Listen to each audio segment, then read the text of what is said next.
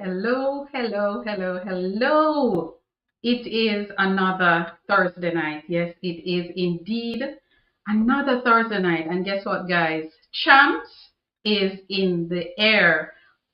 The Jamaican Boys and Girls Championship is in the air. It's not very far. It's about, I'd say, 4 weeks and a little bit away, but we are in the season. The high school track and field season in Jamaica is buzzing. It is buzzing right now. And wherever you're coming from, welcome, welcome to another Thursday, another evening of track and field business. And it is all about track and field. Wherever in the world you are, whether you're in Europe, whether you're in Africa, Asia, Antarctica, Oceanic, South America, North America, whichever of the seven continents you are joining us tonight, welcome. I'm your girl HP, and of course, I'll be hosting away, and we will be talking about track and field, high school track and field tonight, and of course, we have one of the top high schools, girls' high schools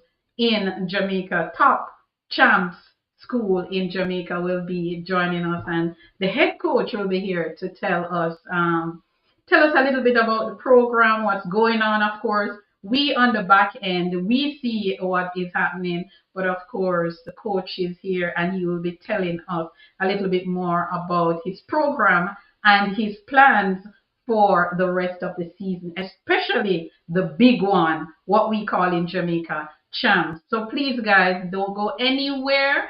Stay right there. We will be right back. Just stay right there. Do not touch that dial because it is going to get spicy. See you in a bit. Jamaica's track and field legacy is unmatched. It is a story of triumph, resilience, and extraordinary talent. But do you know the stories behind the athletes who brought us glory? Hi, I'm HP, founder of HP Chat Track. My mission is simple, to celebrate the rich legacy of Jamaica track and field and shine a light on the incredible people who make it happen.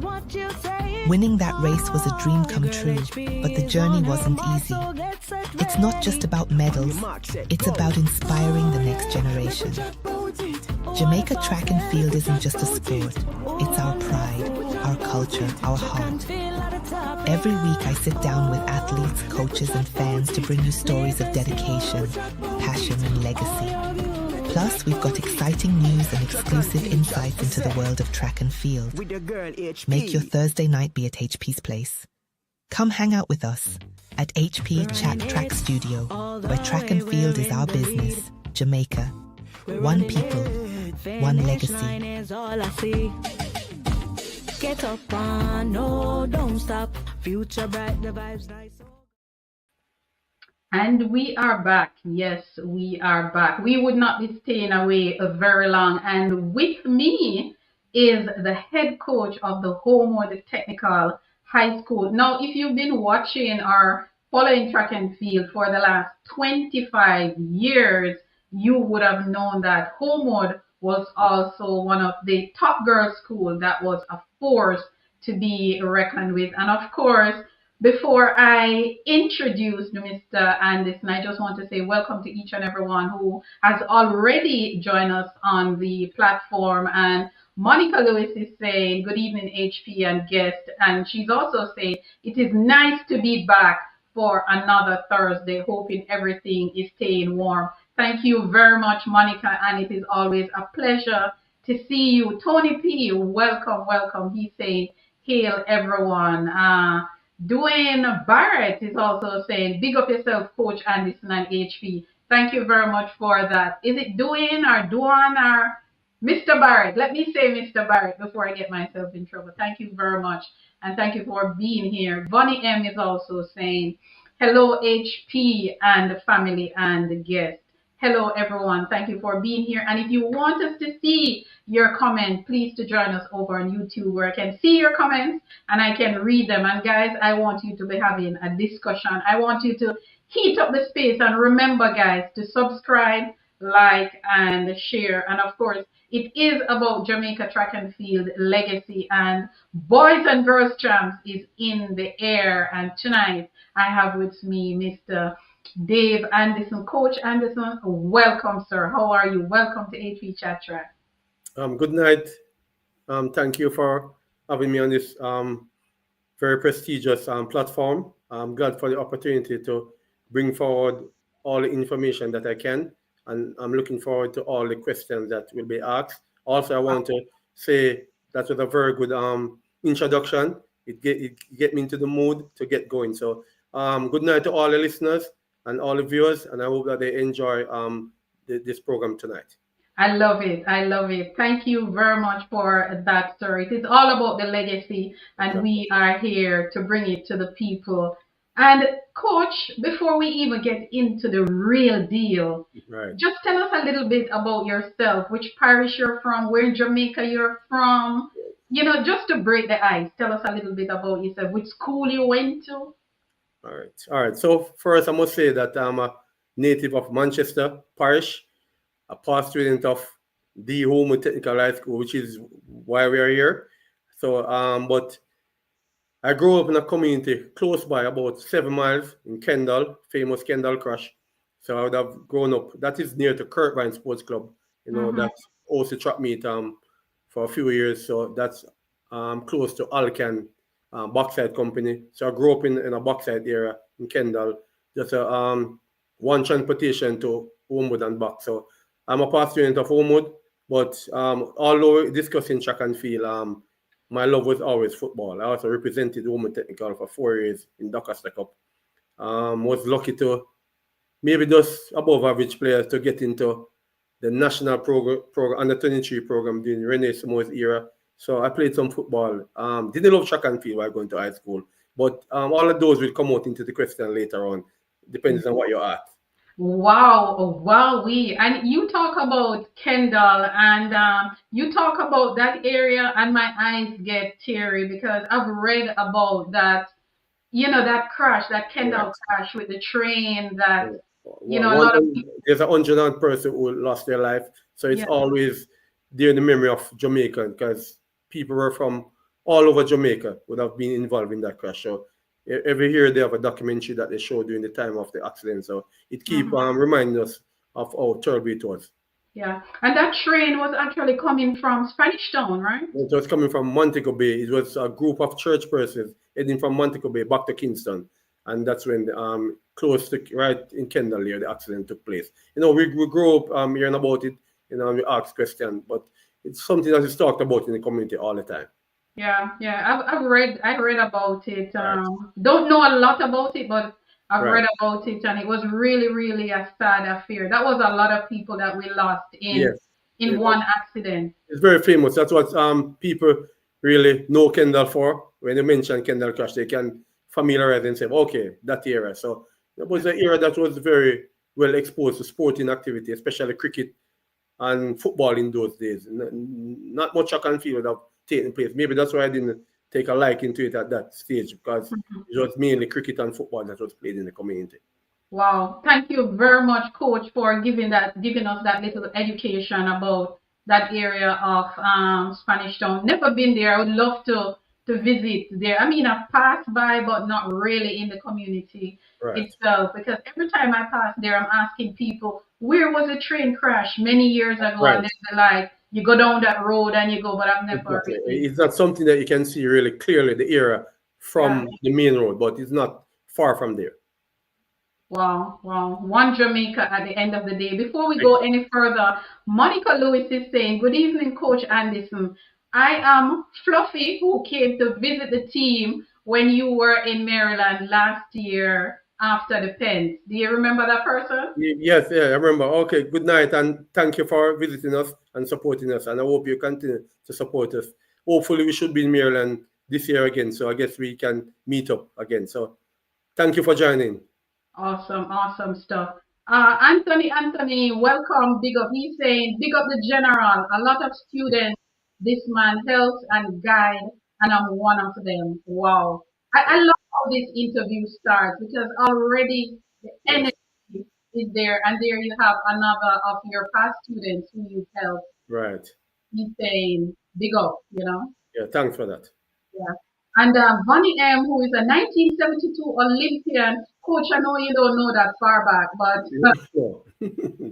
72 Olympian is also here with us. Bonnie M, who is Yvonne Saunders, and she's saying, I was a young girl living in Jamaica when that train crash happened. Right. So, yeah. Yeah.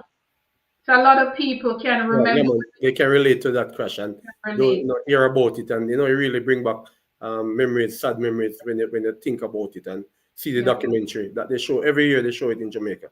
Yeah. I would love to see that documentary though. I've never seen it. I didn't even know that there was one. Yes, So, there's one that they show every year, and they actually post some of the names of the person that have passed away and the mhm. family members would have been involved in the accident.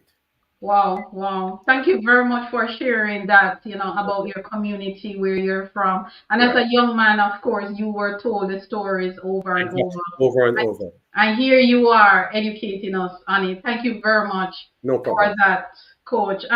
What motivated you or what led you to be interested in coaching, specifically track and field? Because you said that you did not like track. So Right.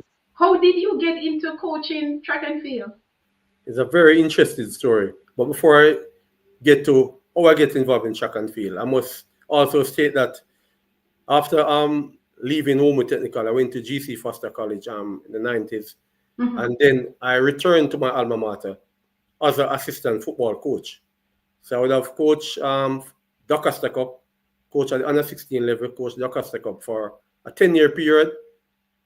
During that period, 1996, there comes a man named Maurice Wilson who would have started to work at Homewood as a PE Cool, teacher. general. Right, yeah, right. So Mr. Maurice Wilson turned up at Homewood September 1996. Um, young Dave Anderson, just out of college, just start work. Both of us start working at the same time. Friendship start to click from day one, and he would have, we were there teaching, and I would have stopped by the field to watch what he was doing. Didn't have a great program at the time because Edward Hector, who was the head coach, would have migrated to New York to study, or on study leave for 2 years. He would have recommended Mr. Wilson to take his place during that interim. And, we started, and I was there all interested in football until 1998. Mr. Wilson actually, tricked me into getting involved in track and field. I remember one day he said to me, you're leaving early because football season was done. I said, yeah, I don't really have anything to do after school. So he said, all right, no problem, man. I'm going to Mandeville. He owned a vehicle at the time. I didn't own one. So I said, no problem. Just wait on me, and then you can get a ride to Mandeville with me, because that's where I live at the time.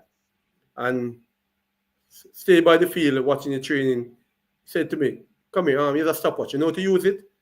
So not really, I'm not really familiar, because those days when women was involved in track and field, I would only hear what they were doing at Champs. I didn't attend Champs. I didn't know.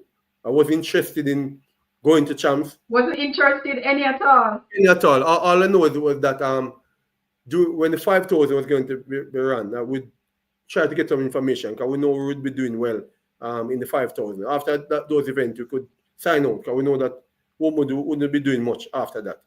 Right, so we're just here, boys champs, and I heard that they might get a few points and when they return to school, but that was it. So Mr. Wilson said to me one evening, all right, just wait on me and you can get a ride to Mandeville. I said, all right. He said, all right, so I stopwatch here. Those few girls, you start the watch, and when they come to the line, you stop it, and the rest period. So he basically started me from scratch. Yeah. So and there and then I started to do it more often and start to learn a little bit more, and start to learn about the rest period and what they need to run and the distances. And I remember he telling me that, listen, Vision 2000, he had a book and he wrote Vision 2000. By 2000, Wow. I'll be achieving this, I'll be achieving that. So from 96, every year we would have created some objective, some goals that you would achieve each year.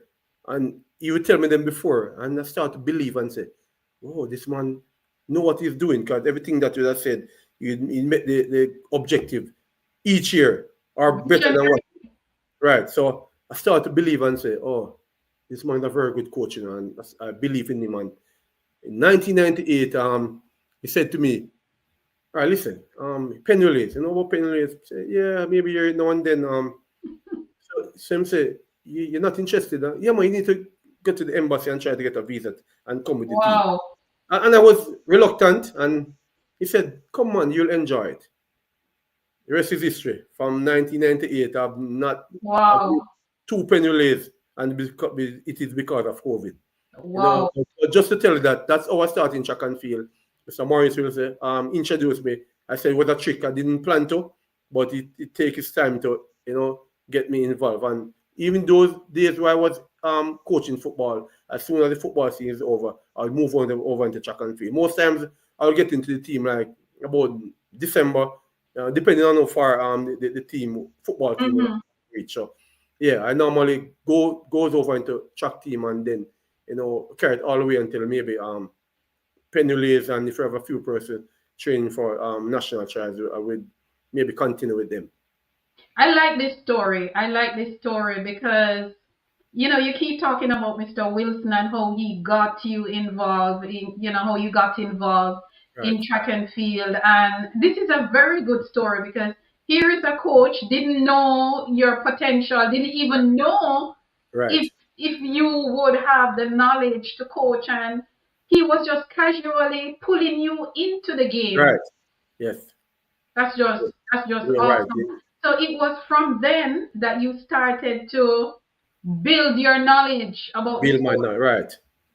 And Mr. Wilson, eventually, he was always a man who have great vision, because what he did during this time is to add coaches to the program and encourage us to learn a area. So during that time, so he spent 5 years teaching physical education. Then he said to me, cause he's a Myconian, so he'd have graduated from Myco. Didn't go to, so he said to me, listen, I need to upgrade myself. I'm going to apply to GC Foster. So he went on study leave, 2001 thereabout, and he would have returned to Holmwood after his leave was up for a few months, and then, the principal at the time saw the potential in him, encouraged him to come back to GC Foster to lecture. So during his early years of success, he was at GC Foster, starting at GC Foster, but he used to have us here. So there was a coach named Kurt Brown, but he was the art teacher. He also wasn't a sports person because he didn't attend any. So hold on there now. So you're telling me that Mr. Maurice Wilson just take you guys and just automatically convert you into coaches? That's basically what I'm saying. He strategically selected persons who we think can bring to the fold, who believe in him, and who would have been person who he can trust with the program. And he brought Kurt Brown in. He said to all of us, each year, each of you need to upgrade yourself. So he sent us one by one to do the IAF courses. It's one coach this year, one next year, one the other year. So Wow. we did a 3-year span. All 3 of us were qualified as IAF coaches. And what he did was to allow all of us to be qualified in a different era. So Kirk would have done be specified as a sprint and early coach. Mr. Dwight Jones jumps and throws. And he told me that, listen, all right, those areas are covered. You need to take on the middle and long distance. So those are the areas that we specialize in, and he covered all the areas with his assistant coaches. Wow. Right. This is remarkable. This is just remarkable, and I love how you're giving him his flowers for exposing you guys the way he did. That is just awesome. And of course, Holmwood took off in what, 2003 and right, 2003. The 2002 champs at GC Foster, because of the World Junior 2002. It was at the National Stadium. Yes. And we went into 2002 champs, knowing that we had a chance, but we lost narrowly. I think it was less than double figures between the top three teams, Veer, St. Jago, and Holmwood. And after that, they said, listen, we came that close, we are going to reorganize. Because one of the things that cost us the opportunity in 2002 that we were not as experienced in terms of management of the athletes, having a good backroom support in terms of persons getting different function in dealing with the athletes. Because when you're on the front line coaching, the persons are on the back bench are the ones who keep the athletes hydrated, all of those stuff. So we had an athlete, Sanita Sutherland, who was supposed to win 2 medals, and she actually didn't finish the champs. She got so dehydrated that we had to pull her out of the champs, and we ended up lost some points, which maybe would have given us a victory. And out of that, she's now the 400-meter class 1 record holder. That same Sanita Sutherland. So out of that champs, we would have learned a lot. And Coach Morris will say, as he is a visionary, he decided that, listen, this won't happen again. And he keep recruiting persons to fill areas that he'll need. And he created a management team. So out of the coaches, so you would have picked 3 coaches who, Mr. Brown, who didn't even was a sports person, was an art teacher. And he came into the sport and got some success. After that, we reached him. Then he realized that, listen, the fact that I'm no longer at Holmwood on a regular basis, he's basically comes in from GC Foster because he lives in the parish. He set up a management team. So here comes Chester McCarthy, who is currently the athletic director at GC Foster. Chester McCarthy is one of the top TD teacher in Holmwood. So I'm telling you that Mr. Wilson have the vision, take people over the comfort zone and turn them into visionaries and persons who can contribute to the sport. This is just amazing. Coach, this is just amazing because I'm listening to you, and he took all these people who knows nothing about the sport, not interested in the sport, and get them integrated in the sport. Into the program, right. And so, what you're also talking about is the community. It takes a community. Right. So there and then he started to put together a body of persons who we think can, manage a program in his absence at GC Foster. So Mr. McCarthy would take care of the welfare of the athletes. When they don't have any lunch, they find Mr. McCarthy office. Mr. McCarthy would be the one going on the road. He'd be organizing stuff for champs, along with the past students, because he would be the link between the past students and the program.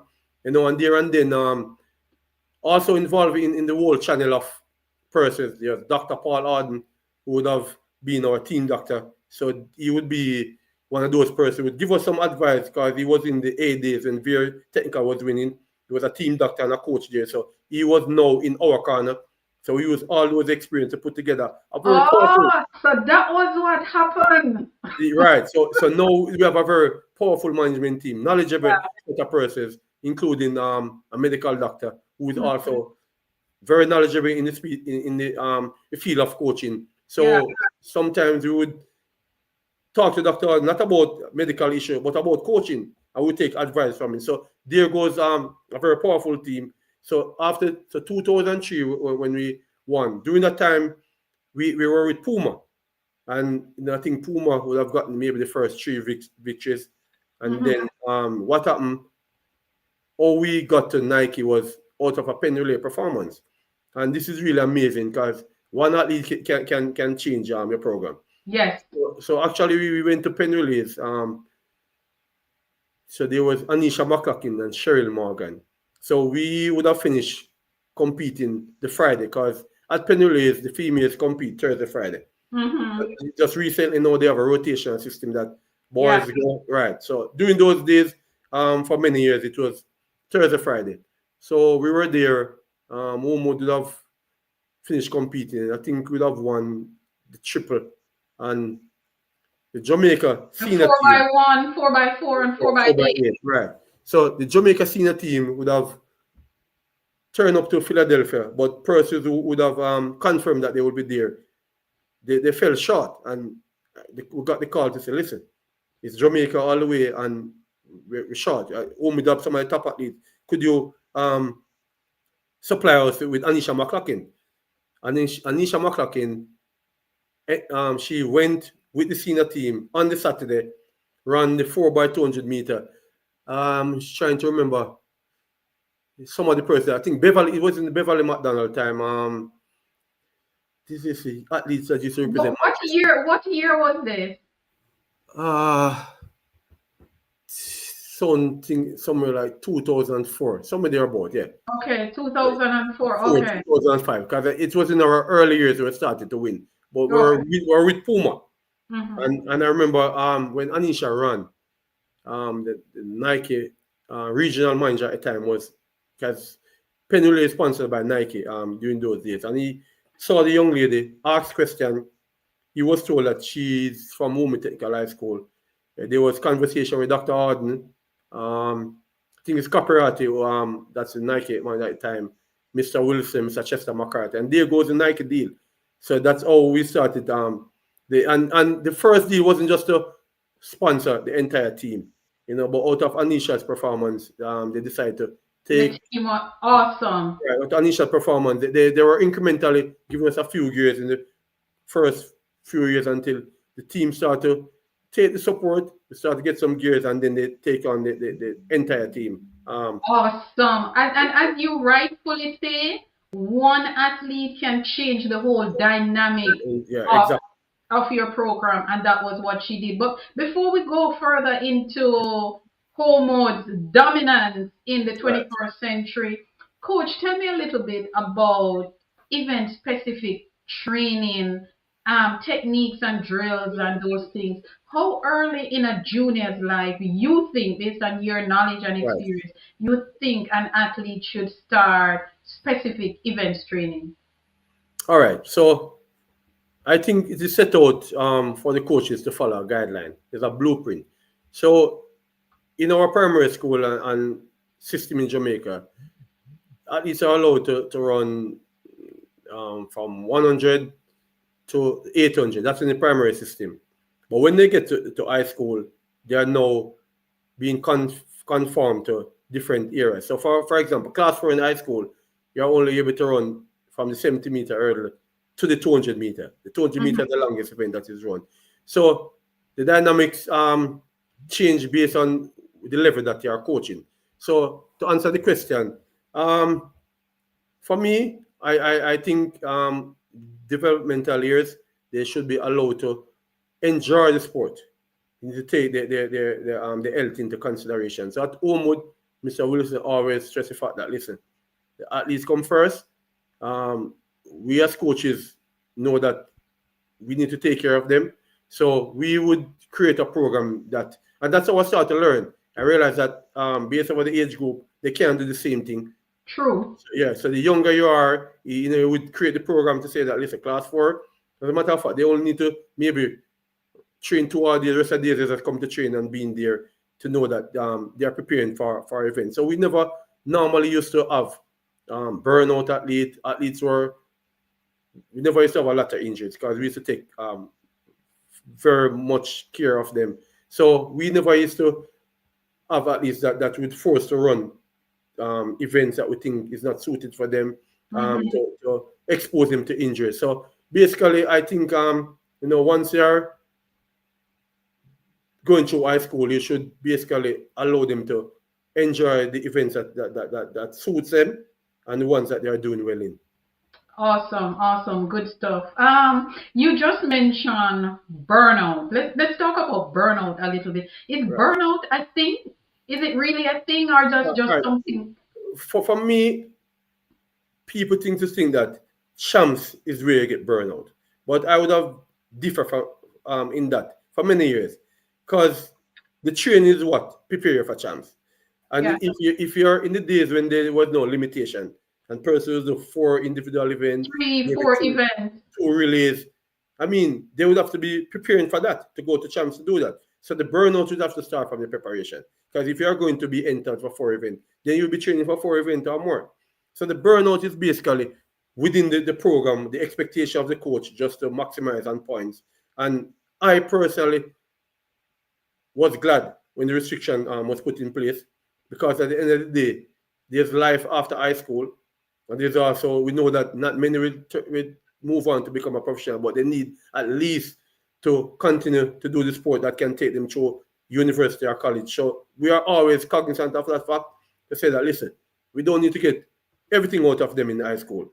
because there's life after high school. So we don't need to, because you have persons who think that if you don't run fast in high school, that's the end of the world for you, and that's True. it. But I think that there should be something left for you, especially if you decide to continue the sport after high school. So so burnout is something that I think comes down to the programs that the coaches are implementing and trying to get their athletes to do. I read the article the other day and it hurt my heart in terms of the injuries that are reported I and, read it. and the information that should have been presented from the athletes to the therapists. Those programs are crazy. It cannot be true. Yeah. It cannot I, be true. I read that same article, and the thing is that, and I'm glad you bring it up as a coach, because sometimes nobody is listening to the people with the knowledge. If they come and said, Right. look, this workload is too much for this athlete, and if I'm a doctor and I see our athletes coming with the same Right. injuries, then somebody is not following the guidelines. Right. And the problem about that is that injuries will come if you are very careful and they're doing what is expected. But when you hear of the workload, I am sure that some of these programs would have exposed the athletes more to injury. Because I mean, once you decide to run fast, then you're exposed to a higher level of injury. But so at times they can't be too careful. You might just be doing the right thing and still get injured. But when you do things to contribute to the injury, that's where you have a problem. Yeah. Yeah, if you are overworking the athletes and especially at a younger age or not developed to deal with those type of work, then that would answer the question why we have so many persons would have fall by the wayside and they no longer perform at a certain level throughout the high school career because maybe the persons who are angling them wasn't doing the right job. So, but we know we have very good coaches and we have been getting results. But I'm Yeah. sure that you also have coaches who are not knowledgeable enough to make the right decision. So, persons who know where they fall in terms of what they are doing. And I'm not knocking in the coach because I don't know what individual coaches are doing. But the And I'm reality, glad. I'm the real, so happy. I'm so happy that you say that, because it segues right into my next question, which is strengthening and conditioning, integrating weightlifting, core right. training, and all of that.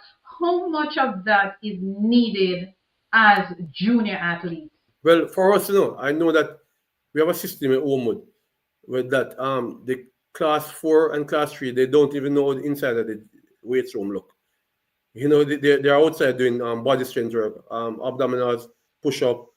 Um, that's basically it for them until they're in the maturity stage, going to second year class 2, they might be introduced to a little bit of weight, know to use the bar, might add a few extra pounds, but we give them time to develop until Yes. they're in the right stage to introduce them to weight pro. And that is a staple in the Women program, with or without Mr. Wilson. So we would have continued the best practices to ensure that we try to regain the success that was set during the time that Mr. Wilson was in charge. So there are things that I keep as our base still, even though people might say we're not winning, but in sports there's transition.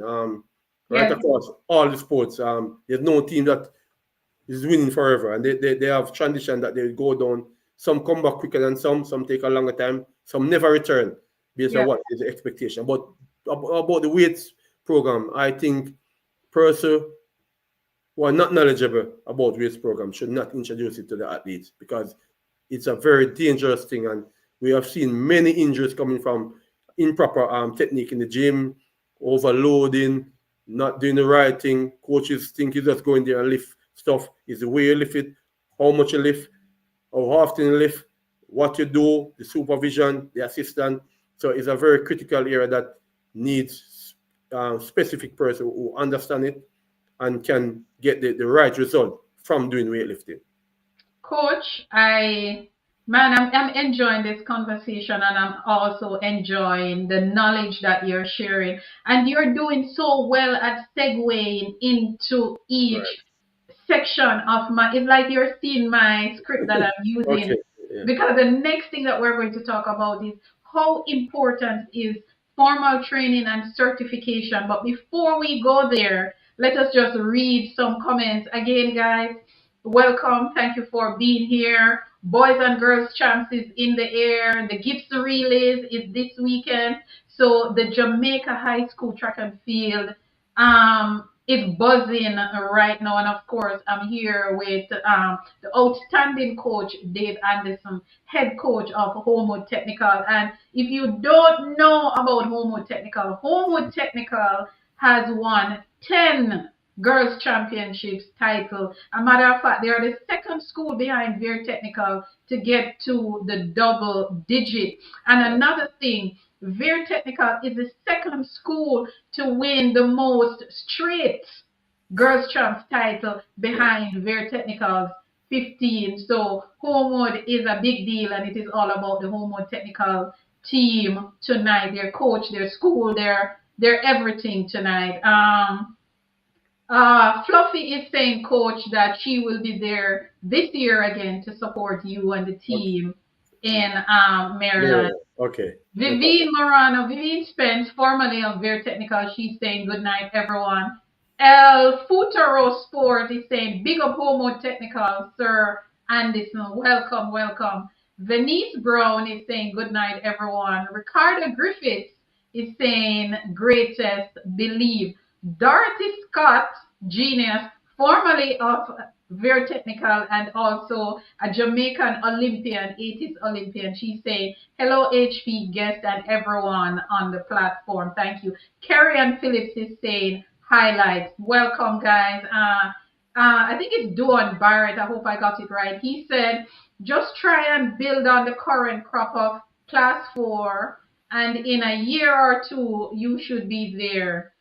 I know this kind of hard to get the primary school stars, and it's not even about getting the primary school stars. Right. But we will come back to that, coach. Marlene Green, formerly of Dintil, is also here with us saying good night all. Monica Fluffy is saying, Coach Anderson, this interview is so interesting. Coach, you are like Google, so much information. And that is so true. He is just reeling out the information. And this is why I like to have these discussions.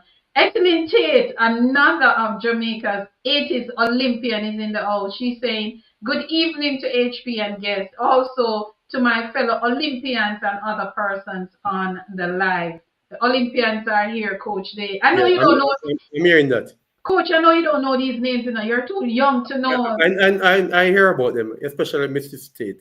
Yeah, indeed. Ethelyn Tate, man, a little dynamo, formerly of Veer Technical. Right. Dwayne Barrett is saying, also, Coach, how about Cindy in the 15? We're going to talk about Cindy. We're going to talk about what's her name? Karika, the Rose girls. Sisters. Yeah, okay, right. Rose sisters. Yeah, they are just awesome. Yes. And Dwayne is asking about Cindy in the 15 and 3,000 meters. Think she will be unstoppable over the latter. And Regina Montague is also here, formerly star girl for Titchfield High School and outstanding track and field coach at Dintil Technical. Keep those comments coming, guys. It is all about champs. It is all about Holmwood Technical tonight. One Jamaica at the end of the day. Coach, let us talk about certification. How important is coaches being certified to coach athletes, especially at the junior level? How important is it? Well, I don't think I could emphasize how very important it is. True. Because at the end of the day, I know it's not just turning up to the field with a stopwatch and a whistle. Yeah. Especially coaching females, I think it's a gift. Because I'm not sure if you know that there's not many coaches who can coach both genders. Some coaches are specialists with different genders. So you have some coaches who are very good with the males. They try the female side, they fail. They're very good. Some coaches very good with females, and they go across the male, they fail. So few coaches who have that gift to deal with both gender. Yeah. So back to the question about certification. Very, very important. Knowledge is always key. Knowing what you're doing is always key. Because it's important that at the end of the day, the result that you set out to achieve, you're achieving them. That's the only way your athletes will believe in you and you continue to get them to perform. So you have to be certified, and you're in a dynamic sport that things change. each year, maybe every month. I'm always learning. I always try to do things a little bit different each year, especially if something doesn't work in year one, year two, I try to make some adjustment. So the knowledge and certification of coaches is important. But one of the problems that I have, I would have done my coaching course maybe over 12 years. And that's where I'm stuck in terms of improving my knowledge from the IAF level. Because when after you do the level 2, you're not able to move to level 3 unless you're recommended in your specialist area. Oh. So it's So kind let me ask you, coach. So you can't just send an email and said I'm interested in doing the next level. no, it doesn't work like that. I think in the system of Jamaica, your federation or association will have to recommend you to the next level. So there are many coaches who are waiting. So it sometimes comes down to sentiments, politics, if that's the word I should use. So if there's a 100 person with specialists in middle and long distance on the waiting list, there's a course coming up, then the federation association can choose who they send to continue to move to the next level. Because there are coaches who are up to level 5. These coaches are actually lecturers. They actually can teach the courses at that level. So I would be stuck at level 2 over 14 years. Not my fault, because I'm sure if there were other courses available, I would definitely take them on to improve my rankings as a coach. But Coach, let me ask you something. Let me just cut you a little bit, coach. So you're saying you have been ready for over 12. You're now stuck at a certain level right, because you are not recommended. to move to my specialist area, because once you choose an area, you have to continue that area, so you can move up the rankings in terms of your level 2, level 3, level 4, level 5. However, I'm seeing some light. I've started Royal Athletics would have introduced some courses, short courses, some online for coaches to refresher courses, really. But one of the problem also, and I need to get back to this point, is that there are coaches who is at no level, because these courses were not being offered very often, and so the coaches don't get the opportunity to actually certify themselves. Because I was one of the last batch of coaches that did the IAF course that was paid for by the federation. After that, GC Foster realized what was happening. They took it on, so persons would have to pay out of their pocket. And then I'm not sure it was before COVID. I think there was no courses being put on since then. So coaches wanted to be certified, but the courses are not available. So coach, let me cut you again. So suppose you have, let me just say this. Suppose you have your money and you're ready to be certified. There's no way that you can contact, you would still have to wait on the federation to recommend you? All right. Based on what I know, the level that we're at, we can just decide to move on and do it on our own. That's what I know. I think all of these come through the association to say that, listen, next course is coming up. These are persons that recommend to move on. But I know that there are other private courses that persons will get involved in and try to upgrade themselves. I would have done courses at GC Foster outside of what I would have done. Program writing, I've gone to seminars just to keep myself up in what is happening, because things are changing. The information is always changing, because World Sport try to keep people interested, so they try to change things. So you have to stay abreast of what is happening. So, most of the time, the good thing that we're now in the technology world, that, information is at your fingertip and you have to use it. So it's not like back in the days, everything was in a book. And if you're not have access to that book, you don't have access to the information. But things can be better in terms of the availability of these courses. Because I said, you have coaches who they don't have any level of certification. And it's not because they don't want to, but they're not able to.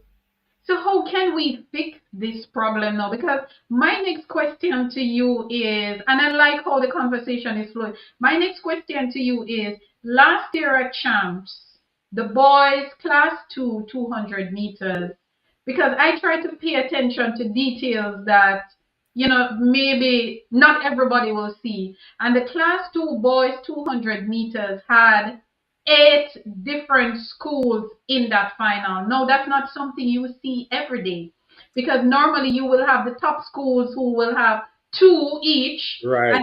and then other schools. And this particular race that was won by Mushet, the young Yes. man from Mushet, Might. Right. had 8 different schools in the final. And my question to you, is this the result of what GC Foster College is Well, doing? well, well, before I answer the question, thanks for highlighting me on the information. I didn't even know that it was 8 different schools who were involved in that final. In But one that's very good. final. Yeah, that's very good. Yes, definitely. GC Foster is playing a key role because outside of the IF certification, GC Foster, you'd have gone there for 4 years. I don't think no 2-week course can take the place of a 4-year bachelor's degree or a 2-year coaching certification at GC Foster. So definitely what you get at GC Foster is basically substance. I can tell you that. 'Cause there are other institutions that have these programs, but it's not as detailed. It doesn't have the amount of information. It doesn't have the facility that GC Foster College have. So I can say yes, GC Foster would have been doing a great job to fill that gap in terms of the IF certification that is required to coach at these levels. So I am always familiar with GC Foster. Currently, Mr. Wilson, even though we'd have talked a lot about him, is still one of my biggest advisor, one of my biggest criticizer also. He keep me in intact in terms of he know that I have the ability. He believe in me even from those days. He was always comfortable with me around the program in his absence, because that's one of the key things. Because a lot of persons don't know that Mr. Wilson did not win champs while he was teaching at Holmwood. He started winning champs while he was working at GC Foster. And that was based off of the fact that he had good persons who could, the other coaches that I mentioned, Mr. Jones and Mr. Brown, Mr. Chester McCarthy, were in place to ensure that in his absence, we could hold things together. So teamwork, right? So GC Foster would give us a good foundation that we could build on. 'Cause I would have transitioned from all football and now into track and field, and it was basically the support from Mr. Morris. So GC Foster is doing a great job. When you leave GC, I would have done the comparison. I'm a teacher at Holmwood also, physical education teacher. I'm currently the head of the physical education department. And I've seen practice teachers come from different institutions. And when you do the comparison with GC Foster, they are aware, they are far more qualified, they are far more able to manage, so you can see the difference. So do we really need World Athletics certification with this greatness that we have at home? Well, I think there should be some merge or understand MOU with or accreditation, right, from GC Foster, right? I think that's one of the key things. Because I don't see how a 2-week course could be more valuable than your 2-year certification, your 4-year bachelor's at GC. I can speak to that. So there's something that needs to be looked at, because I know that in football in Jamaica, ISSA at one point was saying that you have to have the JFF qualification. But when I look at it, I say, I've gone to GC for 4 years, doing different semester of football. And to come to your 2-week course, you're telling me that I'm not able to coach after doing right. So these are the comparisons that need to be made in what is more valuable. So yes, in terms of track and field, I think there needs to be some understanding and merging and accreditation in terms of what GC Foster is bringing to the table at the moment. Yeah, maybe GC Foster need to have a conversation with World Athletics and try to figure out how we can get some of our certifications and degrees and stuff certified, accredited by World Athletics. Right. I think that's something that they can take on. I'm sure that someone from GC Foster might be listening and hearing. I know that they might even have those ideas before we mentioned it, but it's something that we need to look at. Based off of the question that you asked in terms of certification of coach, very, very important. We can't overlook that. Okay? You can't put your kids in the hands of persons who don't know what they're doing. True. Agree. And with that thought, we will go to some comments. Hi guys, welcome. Thank you for being here. Very interesting conversation with Coach Anderson tonight, head coach, technical director of the Holmwood Technical High School, 10 times Girls Champs winner, and of course, the second school to go double digits after their technical. Let us look at some more comments. Of course, Fluffy is saying the Rose sisters, they are her nieces. Awesome, awesome. Okay. Outstanding talent. Yes. Dawn Barrett is saying some of the girls aren't serious, but you should get some of the past students to talk to them. I've seen, for example, Andreen struggling to even run 2.2, kind of difficult watching talent athletes not. And he made a very good point there. Right. I think schools program need to start using up their retired athletes, because believe me, I agree. it worked. Believe I me, agree. it worked. It worked, because even at Holmwood, when you would see like a Anisha McLaughlin, who was just Right. a matter of fact, she was honored at the Champs last year. She and Daniel England from Calabar, and Right. when you look at Anisha's legacy and what she has done for Champs, she has left a legacy behind Definitely. that it is just outstanding and awesome. Well, for me, Anisha is maybe one of the top 2 most popular female athletes at Champs. I can. Yes, I Sure. would agree with you. She is in that list. She Yes. is in that Definitely. list. Yeah. And Ethelyn Tate is saying, very interesting. I think she made that comment when we spoke about the certification and the fact that you have to be referred, or what's that the Recommended. word? Recommended, right, to do the courses. And I've heard that from other coaches too, which to me it's kind of a little weird. And Dwayne Barrett is also saying, what's the latest on Ricky Ann? Is she still at GC Foster? I'm not sure if you can answer that question, because Ricky is no longer at Holmwood, but we know that she's at GC Foster. Yes, to And my of knowledge, course, she's still there. okay, and of course, people like me, I am a fan. It doesn't matter which school you are. I am Right. a fan of our athletes, and Ricky was always one of my favorites. Ricky, Okay. from Right. she was in class 4 or class 3, Yes. she has become a household name Definitely. for home. She came very, very close to that record in 2023. Was it Right. 2023? 2023. Right. Yes, I really want She's second on the list, all-time 400-meter list at Champs.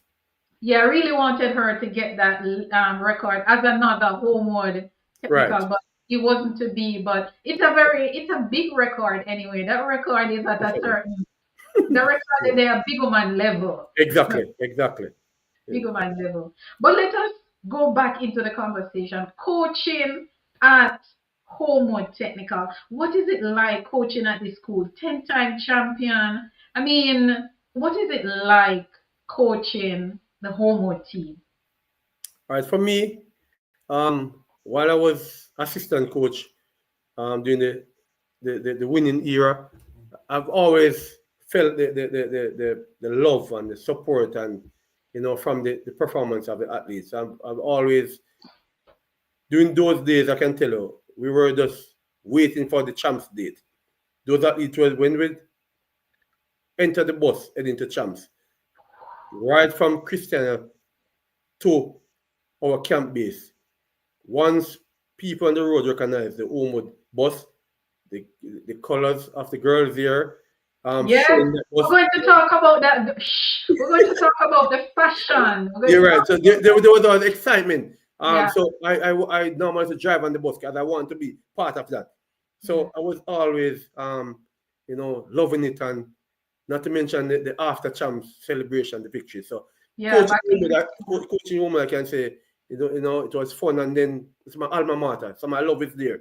So even when those days when we started and we weren't getting anything to coach, we were just there wanting to learn, want to be a part of it. Yeah, just the love of it. You just want to know that the team is doing well and we're part of the success. So coaching moment for me is a dream that I'm continuing today, and something that I wish to continue as long as I'm able to. Awesome. Tell me a little bit about peaking at the right time. I keep hearing this term, oh, the athletes don't peak yet, or the athletes will peak close. Is it really a thing? Is this peaking thing a thing, or we just hear it and just run with it that, oh, that athlete is not going to peak? Tell me a little bit about peaking. All right. Well, for me, peaking is a word that they put to say that the athletes are performing at their best at the right time. So basically, um, I think it's something that is a science. You have to study it, you have to get it right.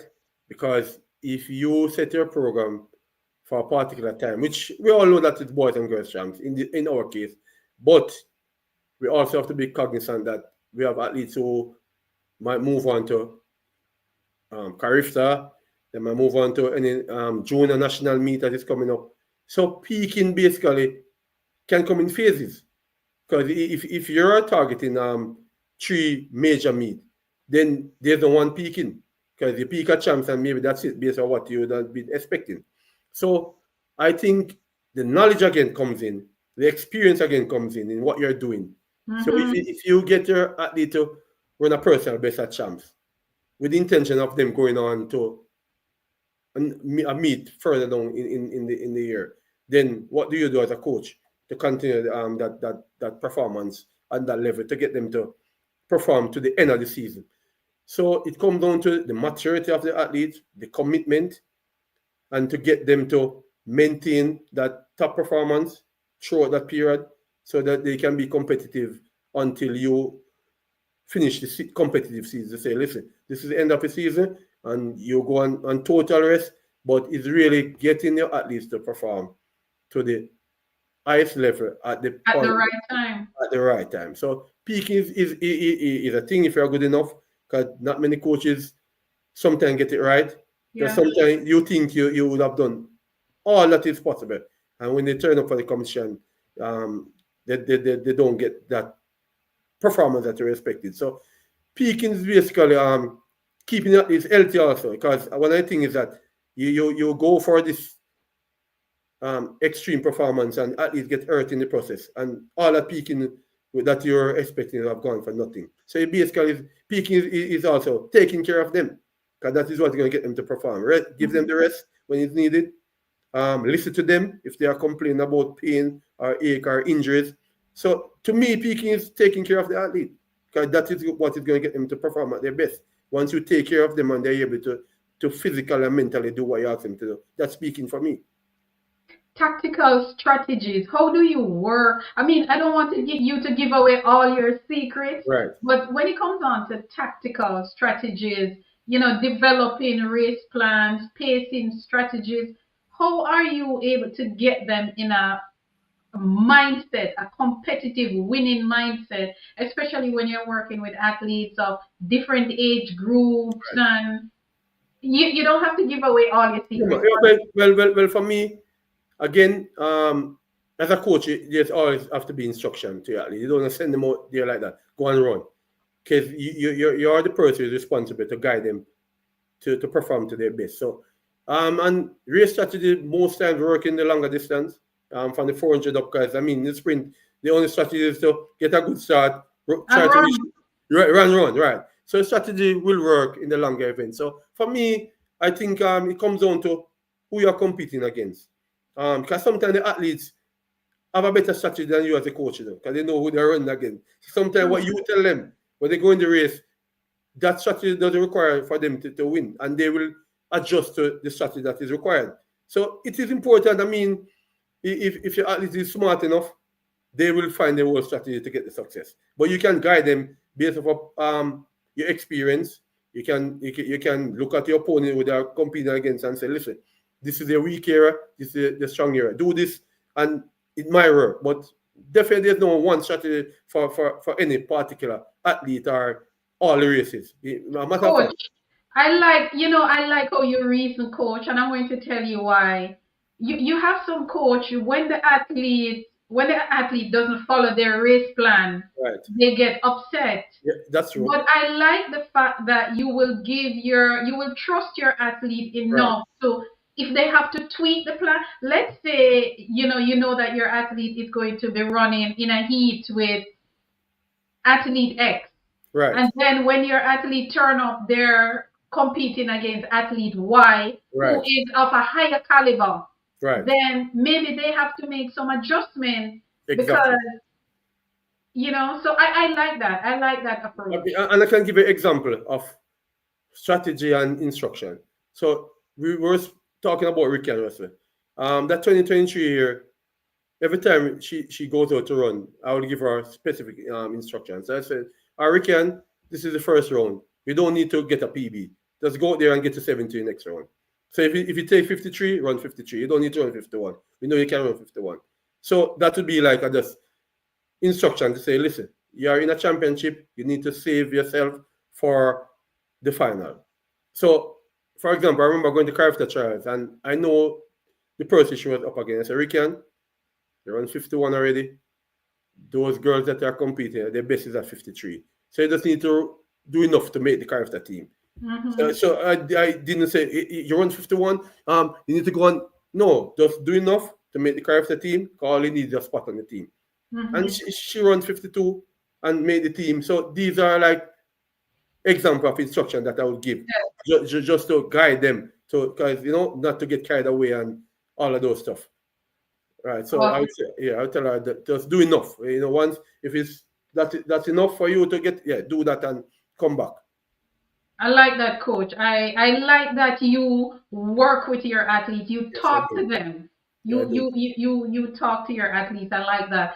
Injuries, as you said earlier, is a big part of sport, but how are you able to prevent injuries and recover? When do you know when it's time for an athlete to come back in training or recovery? For me, I think the best doctor for individual is an individual. I don't know if you understand what that means. So, for example, if when I speak to my athletes, I tell them, give me your assessment. Tell me what you're feeling. You're the only person who can give a true answer of what you're feeling. If you're Mm-hmm. feeling this, you're feeling that. All right. So they would have given me feedback. I say, all right, based on what you're telling me, all right, you're okay, or you can do this, or don't do that. So injuries is something that I'm very, even though I don't coach every area of the team, I stepped in, and sometimes I would be watching from the warm up, and I start to pick up things. I see somebody not looking, they look like they're struggling, and I would call them and say, I don't like how you look. You see, what's that mean? Sir, this all right. Go on, take a break, because obviously you're not ready to train today. Or if they're in a particular area training and the coach is ignoring certain signs, I'll walk over and say, but X is not looking. I seen she Mm-hmm. looks struggling. So guess what? Did you find out what happened? No, he never saw. So all right, come here. What's that mean? All right, go and take a rest. So I even step in to other coaches here and try to protect the athletes, because injuries at the end of the day, as I said before, what an injured athlete is no athlete. You can't get performance from injured athlete, and to True. force him to do it. So once I know of situation, I try to protect them, because at the end of the day, it's better you give up a trap meet or a training session to preserve them. I love that. And before we go to our next thought, let us just read some comments here. Duan Barrett is saying, must also congratulate you. He's also saying congratulations on your second place finish at Thank you. the Central Champs just concluded yesterday. The girls did well, and I totally agree. Of course, we're going to touch on that in a little bit. All right. He's also saying impressed with the quarter milers, and they are really working. Duan, you were definitely watching. He's saying Right. my suggestion though is Abrina Wright and Madison need to work more on the first 200. I'm confident they can Yeah, turn good. it around That's at a Champs. that's a very good assessment. He's watching, and He's watching. yes, he's He's watching. definitely I watching. agree. I agree. I Wow. agree. And one Kino is saying, big up the Rose sisters. I mean, the Rose sisters, the Wright sisters, it was Right. Homeward is, yeah, Homeward is. Family team. Yeah. Yeah, I yeah, yeah. remember a few years ago we had Christiane, me and her sister. Yes, Kristani May. Yes. Right, I used to love to watch Kristani in the 800 right. meters. Yeah, yeah. Coach, let us talk about nutrition and hydration. Feeding teenagers, I'm sure it's not easy, but how do you get them to, when it comes down to fueling and hydration during training and competition? How Oh, easy is that for you? I hear you say, oh, easy. I should say, me, how hard is that How for us? hard? All right, all right. So young people, teenagers, I think their mindset, because I've been at home over 20 something years. And when I'm doing the comparison, the mindset of the former athletes compared to now is a total different type of thinking, total type of behavior. Yeah, And we understand that, times have changed and the whole social and mental aspect, of the society would have changed. So in terms of getting them to understand what's good for them, it's very hard. You have to find the time to let them understand. I mean, it's like a drill. Every day might have to tell them the same thing. But it's our responsibility and for us to get them to believe we just have to find the time to do it. So we have some support staff who would have been given the responsibility to take care of. So you mentioned hydration. So we have a system, and I'm not sure, it doesn't matter if anybody wants to copy it, that we provide Coach, I don't want you to give away a secret, but right. go So ahead. we provide some hydration, and we have a system that they have to report during their time at school, sign the book, being supervised by maybe senior student to say that, and each person have to have the water bottle, go to school, they come. We provide the water. We don't leave it to them to say, listen, you're an athlete, you must know you need to buy yourself a bottle of water or a bottle of Lucasade, or because financially some of them are not able to. So we took all of those things into consideration, went ahead, and we have our person to provide the water, and then they get it. But even that is still not enough. Some of them they know they have to come and get the water, sign, because it will be checked. But they still have the water and don't drink it. So the challenge is that getting them to understand what is good for them. And I can tell you, we at times have to use bad example. Persons getting hurt, and when we send them to the doctor, it's from dehydration. So how do they get dehydrated when we provide what is required? So you sometimes use the example of person. See, X didn't drink her water because she was not listening and following instruction. That Yes. results in her getting hurt. So sometimes those things can get them to be a little bit more responsible. But we definitely have a challenge, and some of them will fall into the routine because it's a routine that have been happening over the years. And I want to tell you that it was because of injuries. And I sat down one day and said, listen, coaches, we can't depend on these athletes. Things have changed. It's not in the days when persons You have to understand. save them from themselves. Right. So we think about the strategy and put that in place, and it should have worked. I mean, it's not perfect because I said there are persons who will provide it, but they still don't use it the way it should. But it definitely would have helped over the years, and we continue to do it and continue to improve on it. As I said, not giving away everything, but we continue to improve on our system to get them to hydrate. Because some of the athletes think, when the school is over and they get the water heading down to the training field, that's when they should start to hydrate. And that's far from the truth. Because it's not enough time to get it, but you should be hydrating throughout the day. So that's one thing we try to do. Get them to understand that, listen, you're walking around, if you know Holmwood campus, very illy. Everywhere you turn, you're basically walking over a long hill, a small hill. There's literally almost no flat anywhere at Holmwood. When we're doing hills, we can choose which one we use. Wow. Yeah, you have persons who have football teams in the past that have come on our campus to camp because they know that we have the hill available. So yeah, so when we do, it's like you almost train before you reach training. When you go down the hill and you finish training, going back up to the school is another training session. So Coach, I like your system. I like your system, and I'm telling you, you are so good at moving into the next item, because what I'm going to talk about next is sustaining legacy. But I like what you're doing, because you're right. every generation that comes after needs a little bit more Right. attention. I mean, Yes. I remember when I was growing up, my grandmother used to say, "My generation is the worst." Exactly. Yeah. We She have heard wants, that. she Yeah. wants to see what is happening now. Right. Exactly. We were True. angels I guess compared. we're saying what she was saying. Yes, we are saying what she was saying. But Exactly. before we go any further, Track Diamond is saying good night, everyone. And of course, as always, she's asking, thank you very much for this, Track Diamond. Please, guys, like, share, subscribe. Please, it is about our legacy. Let us spread the word. Please, just show me some love. Please, show me some love and click that button. But Dorothy Scott Genius, as I said earlier, formerly a very technical and a Jamaican Olympian also. She said, Coach, I like what I'm hearing.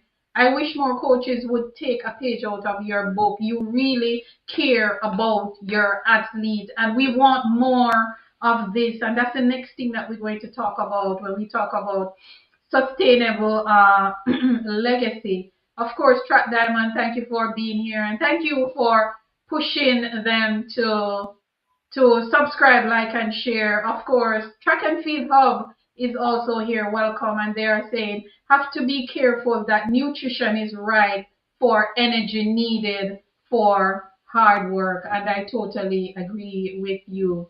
And welcome again, guys. Kino is saying, like up the live. Thank you very much. Marlene Green, formerly of Dintil, is saying, Holmwood is on a hill, pure hill. I guess she knows the Right. campus Right. herself. Track Diamond has a question, but before we get to her question, Regina Montague, her formerly of Titchfield and also a coach herself, formerly of Dintil Technical, she's saying yes, nutrition has to be right. And Venice Brown, welcome, she's saying yes, coach, you are perfectly right on that hill. So it seems as if a lot of people know this hill. I need to visit Yeah, man. Holmwood Technical High School. Track Right. Diamond question is, how do you engage your athletes? Read the questions of Losh. How do you let me read that again. She's saying, how do you engage your athletes? Read the question of lotion and portions on their skins, bleaching and possible preventing doping violation. That's a good question, coach. Yes. So how do we prevent that? All right. So listen. Yes. In our case, I'm almost sure that in the past, when I checked at times, we have at least from the 14 parish living on the campus, Wow. boarding as you call it. Mm-hmm. They are from different social background. Yes. So when you think about somewhere from St. Catherine, Kingston area, who are cultured in, not saying that these are the only places who believe in the bleach, but it's more dominant in these areas. And they would have been recruited and they come here. We would have, that's basically a no-no. I'm one who, they know, if you were to able to talk to one of my athletes, they tell her my stance on bleaching. And so, but they will come. It's a no-no here. So they know they can't do it because they've been pressured to listen, maintain your skin color, because we don't know what those chemicals can do to alter whatever your body chemical or whatever. So my stance on bleaching, no, I don't agree with it. We try to stamp it out. But I've again, never seen it, coach. I've never looked at any of your no, athletes right. and Yeah, they look suspect. No. yeah, no, right. Because that's something that we talked about and they know I don't like it. But again, you'll have some of them, I can tell you. When they're on summer holidays, they try to tell you, oh, it's summer color, I don't come outside. So they turn up September looking a little bit. So I say, okay, no problem. So that's your summer What color. they call it, coach? Summer color. Right. So because they don't come outside.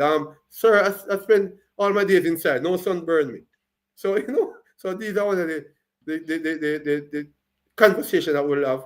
And as soon as they get back into the program, they automatically they get back their color. But some of them will try, but it's not a dominant thing in the or as you say, you don't see it.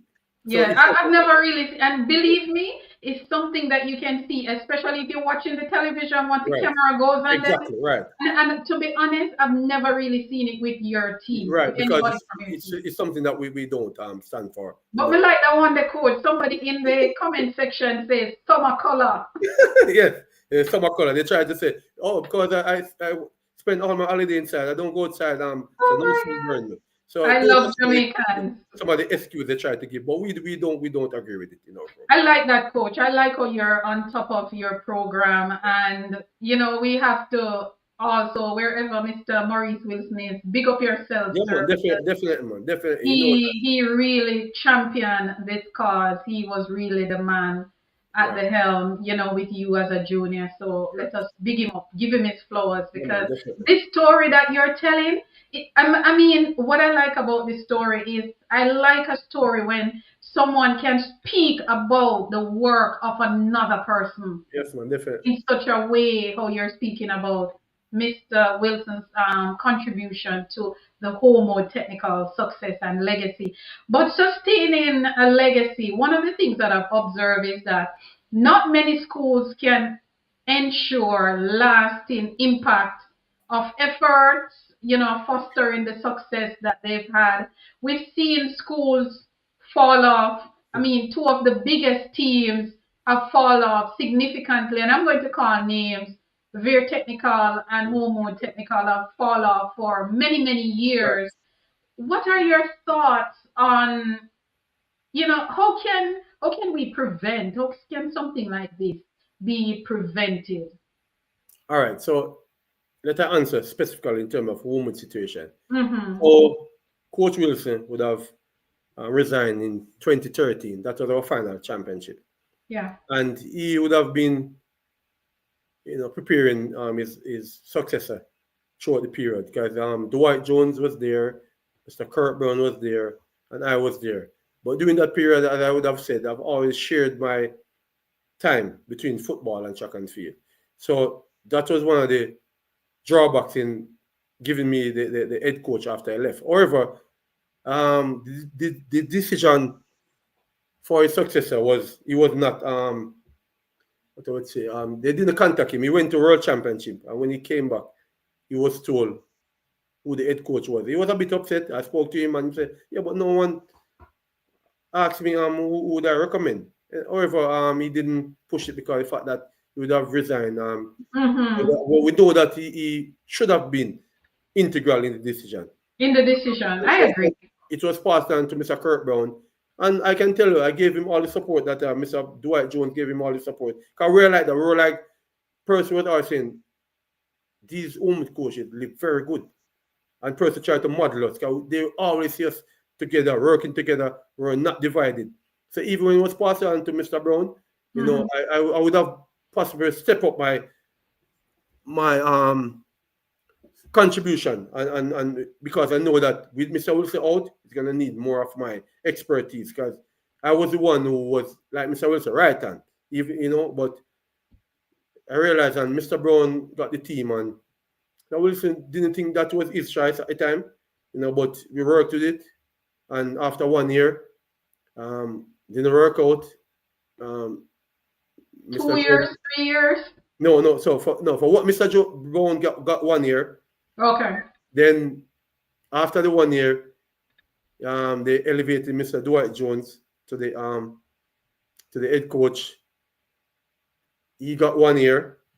So was it a case where the planning and the handing over wasn't because let me cut you a little bit, coach, because when I look at some of the schools, I'm wondering if when you see a top schools fall off for years, I'm wondering if the culture, the winning culture, the track and field culture, is it a principal culture, is it a coach culture, or is it the school?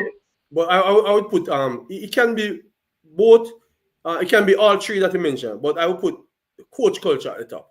Because if the coach is not cultured to continue whatever was going on, then the principal or the community can be the This main is person. why it needs to be a school culture. Because Right. if it is a Coaching, school right. culture, it doesn't matter who comes to the school, they have to continue the tradition. And we've seen that with Right. Kingston College, we've seen it with Calabar, Right. we've seen it with JC. It doesn't matter who the principal is, it doesn't matter who the Right. coach is. Track and field is a part of our culture and it has to be maintained. All right, but let me explain our situation at the time. So each of the coach got 1 year. As I said, the drawback for me was that the thing that I couldn't be involved. Couldn't be leading two of the main sport in the school, which was true. It was impossible. So something I had to give. So 2014 to 2015 was Mr. Kurt Brown. 2015 to 2016 champs was Mr. Dwight Jones. After that, the decision was made that no, I think something I have to give. So I was told that I need to resign from the football head coach and take the track and field fully. So that was when, no, from 2016, I would have been the head coach. So it was passed on to me. But that's let me build on the culture, principal, and coach. In our situation, I think the main ingredient that was missing was Mr. Wilson leaving at the time. That was one of the problems. But after the years after that, one of the main challenges that we had was, boy, we'd have gone through a rough patch as a school, as a team, as a community. During that time, we had many accidents. Accidents, yeah. Right. So the accidents were happening very often, maybe year after year. Yes. At one point, it was sometime very close after champs or before champs. Yes, you're right. Yeah, right. And so persons, all of a sudden, we just start to hear some persons saying that I've heard the comments. sacrifices, and Yes. so even us as coaches, I mean, I would have gone through a mental state dealing with these type of, you're out there and you're hearing it. And even persons do you expect to be more intelligent and understand how could this be possible? Because let I tell you something why. And the principal was being dragged into it. He was the one who was being blamed, that he is involved in some whatever. And you know, we were there in the program, start to lose, and it was because of jealousy. So when we go out to recruit, once we step into a yard or a house, the first thing, coach, I'm telling you, boy, we love Holmwood because we love the fashion and we love the style and we love that woman was winning. But coach, I don't want my daughter for dead. So I don't want. So we went into a period that we were not getting any athlete of any sort. When we go to recruit, so we would have gone after all the top athletes that would have gone to other school, but we would have come up short. And the first thing the parents were telling us that, boy, coach, you know, coach myself, just send him go home because if you want your daughter for dead. And we took it, and that was one of the things that, you know, recruiting we're getting weaker and weaker each year.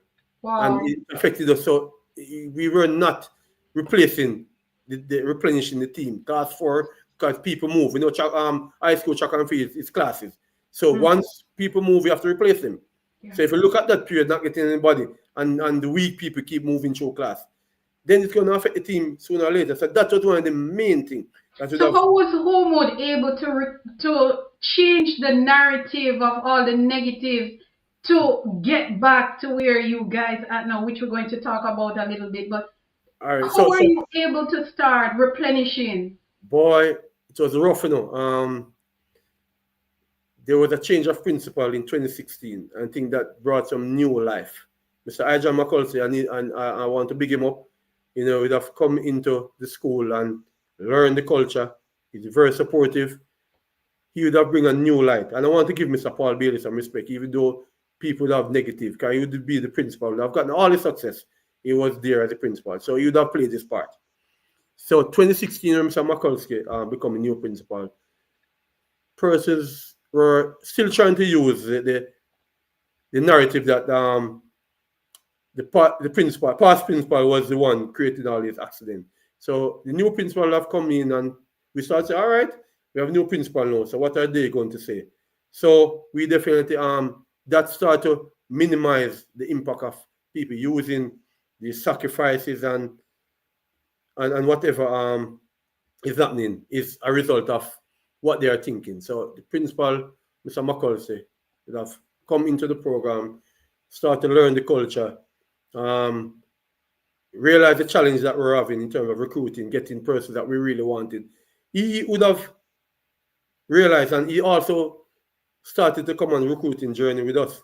Yeah, right. So that would have bring a difference, and you start to minimize the impact of that, and sooner or later it started die down a bit. People still use it, 'cause even recently, so last year, but it's not that as impactful as before. So that was one of the main things. And then COVID was one. COVID-19, our program finished middle of March 2020, and we didn't start back until 2021 January. So our program went on a literally almost a 1 year break. Because everybody was saying COVID and we can't camp, and while some schools were training from the September, surprisingly enough, 2021 champs, which was held without spectator, started preparation in January and still end up fourth. While schools that we finished ahead of were training from September, because we would have gotten information of all who took the chance to, take the chance with COVID. We were not doing anything from March 2021 till March 2020 to January 2021. Our program was on break. No recruiting. We didn't recruit anybody because program was on break from March. So the new school year, nothing was happening in the entire world anyway. So the whole world was under lockdown. So that was also a lull in our recruiting. We didn't have anybody for that year. While other persons have still know of persons who can run from that school, but don't track meet, the prep school, the parish meet that we normally recruit, those didn't keep, so we didn't have our regular access to go and look at the athletes. So our program, because all the coaches, as they link and they got person in their school. So those gaps would have catch up with us going along. So we sat down with the management team and the principal and said, listen, those gaps that we have to, it's going to flow through, but we have to start, bridge the gap. So our principal is very supportive, and he will start to up the numbers, the amount of persons that we can recruit. As a matter of fact, once there's any, we even had a recruitment track meet at the school, and he was up and sending out the advertisement, and we got some people, and it is bearing fruit now. And that was after COVID. So that's about 3 years now since we started bridge the gap, and it's paying dividends now. And look what is happening now. But coach, before we get there, we are a sprint culture. Jamaica is a sprint culture. How do you sell the middle and long distance events to your athletes? How do you get them to buy into it? Because they all want to sprint. I mean, how do you get them in the middle and long distance events? Well, first word, culture, history, but also athletes need to understand and believe in the coaches. We as coaches would know that certain event fit certain athletes based on their body type, their aerobic capacity, their fast twitch muscle fiber. You know them. You can do the assessment and say, no, definitely. So you go and recruit. Sir, I used to run 800 at primary school. But when you get them, realize, no, this person is more of a sprinter, or vice versa. They're a sprinter, but no. At the high school level, this event won't fit you. So the coach's experience, knowledge, the scientific evidence is there to know the body type, what they're capable of. So in terms of the question, in terms of sprinting culture, in high school, you as a coach would definitely need to put the athletes in the event that suit them, but you also have to recruit to cover all the areas. So I know everybody is interested in the roles. They would have come and they are doing well. All of them are in the same. Yes, all three. All three of them in the same event. Right. All three sisters doing the same so we have a unique. Well, I'm not sure the Turners. I think they are the same spread. The Turner sisters from there, they were the same thing. The middle and long distance. one in each class during their time. So we'll be Yes, in the same situation now that yes. we have a rose in each class. Yes, man, a So, rose in each class. I like right. that. I like Yeah, that. a rose in each class, and that's unique. As a matter of fact, the late great Hubert Lawrence was the first one who picked it up, and he called me and said, "Coach, I know Jovi Rose and Cindy Rose, but I saw Kerita Rose. Are there any relation?" I say, "Yes, your R is on par. Yes, She's he your is. younger sister." Yeah, and he was the first one who got the information, and the other media person would have learned from him that we had 3 Rose sisters here. Listen, man, I'm going to tell you how I became aware that it was actually three of them. Right, My friend who is on the live right now, Marlene Green, right, is she break it down for me that it is right, three of them? right, They're in three different classes, and right, she even tell me which one is which because right. I was calling all three Yeah, of them Jovi Rose. right, yeah, man, yeah, yeah. So it's 3 of them. Yes, Yeah, actually and, three of and, them. and, and they're popular because of the sisters, and they are doing well. Yes, yes, yes. Success, great success. But before we go Exactly. any further, let us just read some more comments. Um, Fluffy is saying, Coach, I'm happy to hear that you don't tolerate the bleaching. It's very damaging to the skin, and kudos to you. And that is so true. And Diamond is saying the same thing. And we've started a discussion when we said Veer and Holmwood have been down for years, of course. Marlene Green is saying Veer is coming back. Dorothy Scott, who is formerly of Veer, she's also saying, thank you, Marlene. We are on our way back. Just wait to see. Yeah, I agree. I agree. I would love to Result is see there. Veer.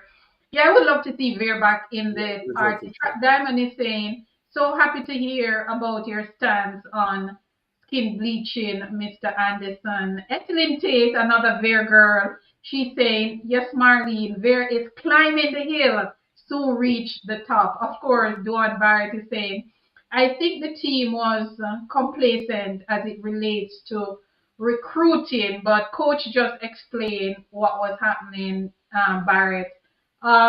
Leslie Rose, is Leslie Rose related to the Rose sisters? Leslie Rose is saying, while Veer is coming, Homewood is still going. Wow. Wow.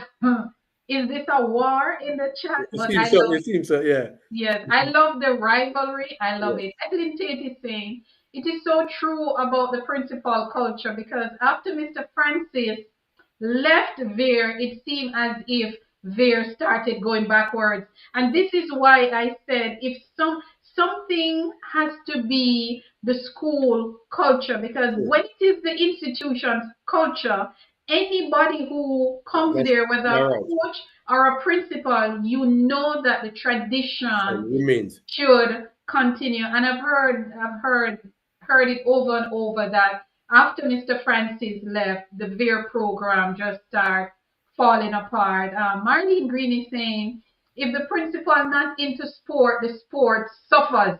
And I've heard that from other coaches that if a principal is not into a particular sport, that sport get no That's support. true. And we have to find a way to balance it because not all athletes will do track, not all athletes will do football Right. or cricket or whatever. So you have to ensure that you spread the resources that everybody can get a piece of the pie. And before we continue, Coach, the comments are a lot. Track Diamond was saying, Etlin Tate, it is very serious. It is a very serious issue. Principals and school boards need to buy into the legacy of our schools.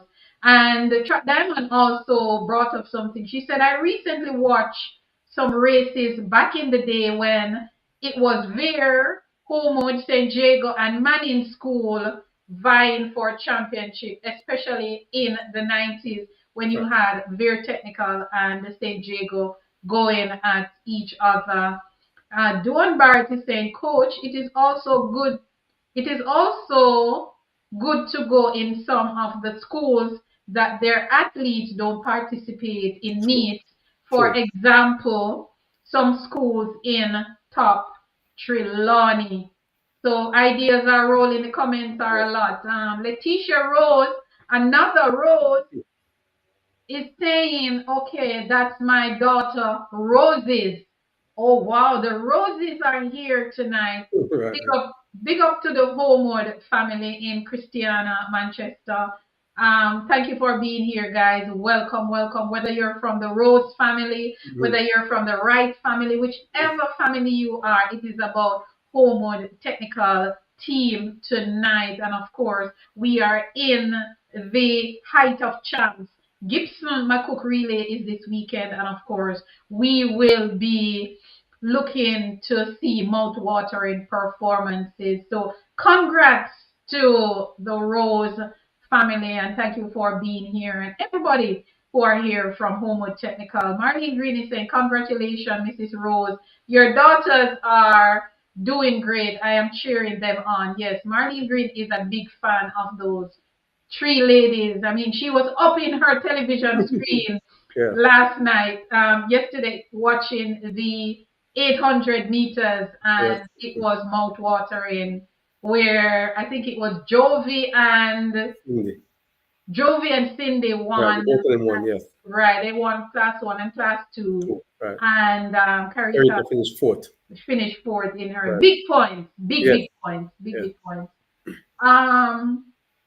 Kids in sports is saying be true to the core values of integrity, honesty, trust, hard working, and loyalty is the bedrock of Holmwood Technical longevity, but credits good coaching and management. And let me pin this right here. That is just awesome.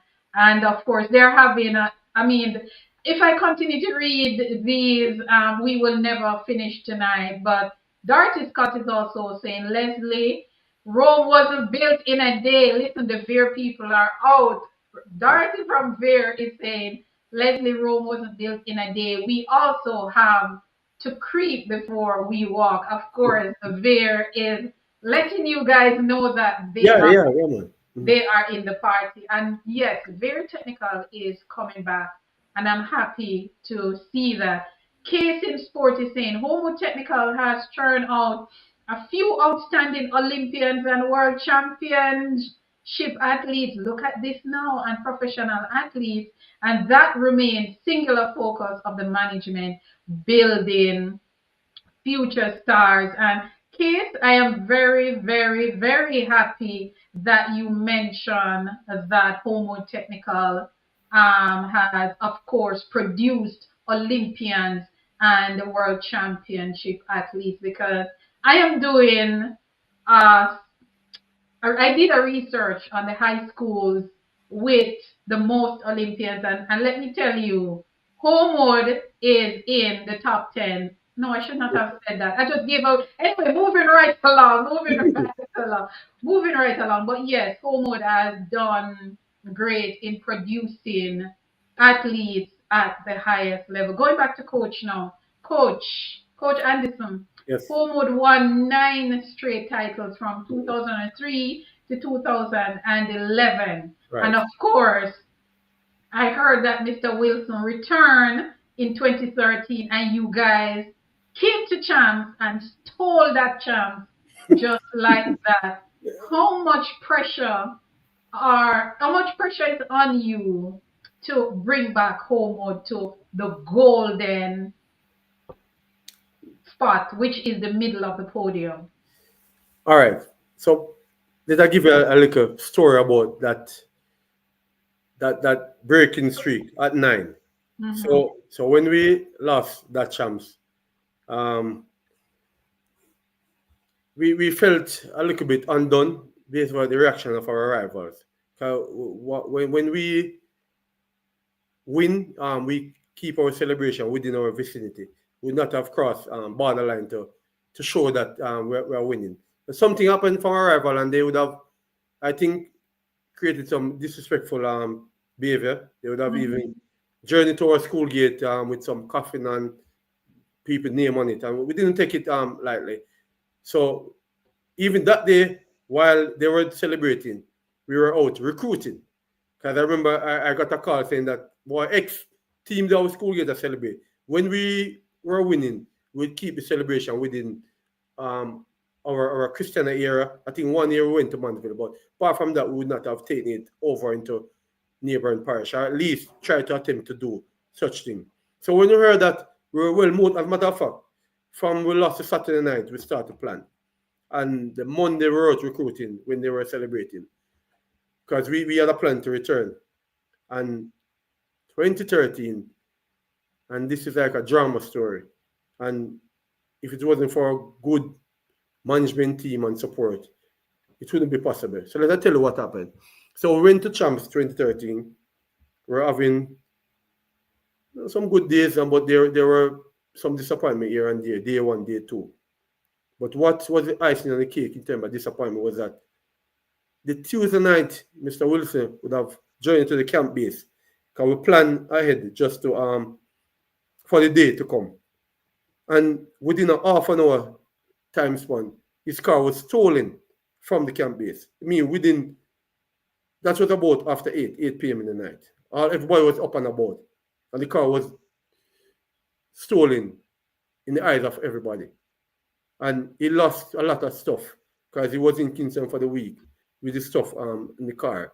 Luckily, he went to and take out his laptop bag with his laptop because that was where he was going to plan our next day from. And that put a damper in the entire camp. He was left there without a car, without his stuff. That's a Tuesday night. And, we actually, group together as coaches and say, listen, all right, boy, this happened to the boss and the head coach, And he had to left Kingston, return to Manchester, and even mentally had to be dealing with it. So it took 2 days. So the Wednesday and Thursday, he was not at the stadium. So everything was left in my hands to lead the 2 days in his absence. And we had to know that, listen, situation happened, we have to hold it together. So based on our ability and capability, we were able to do it.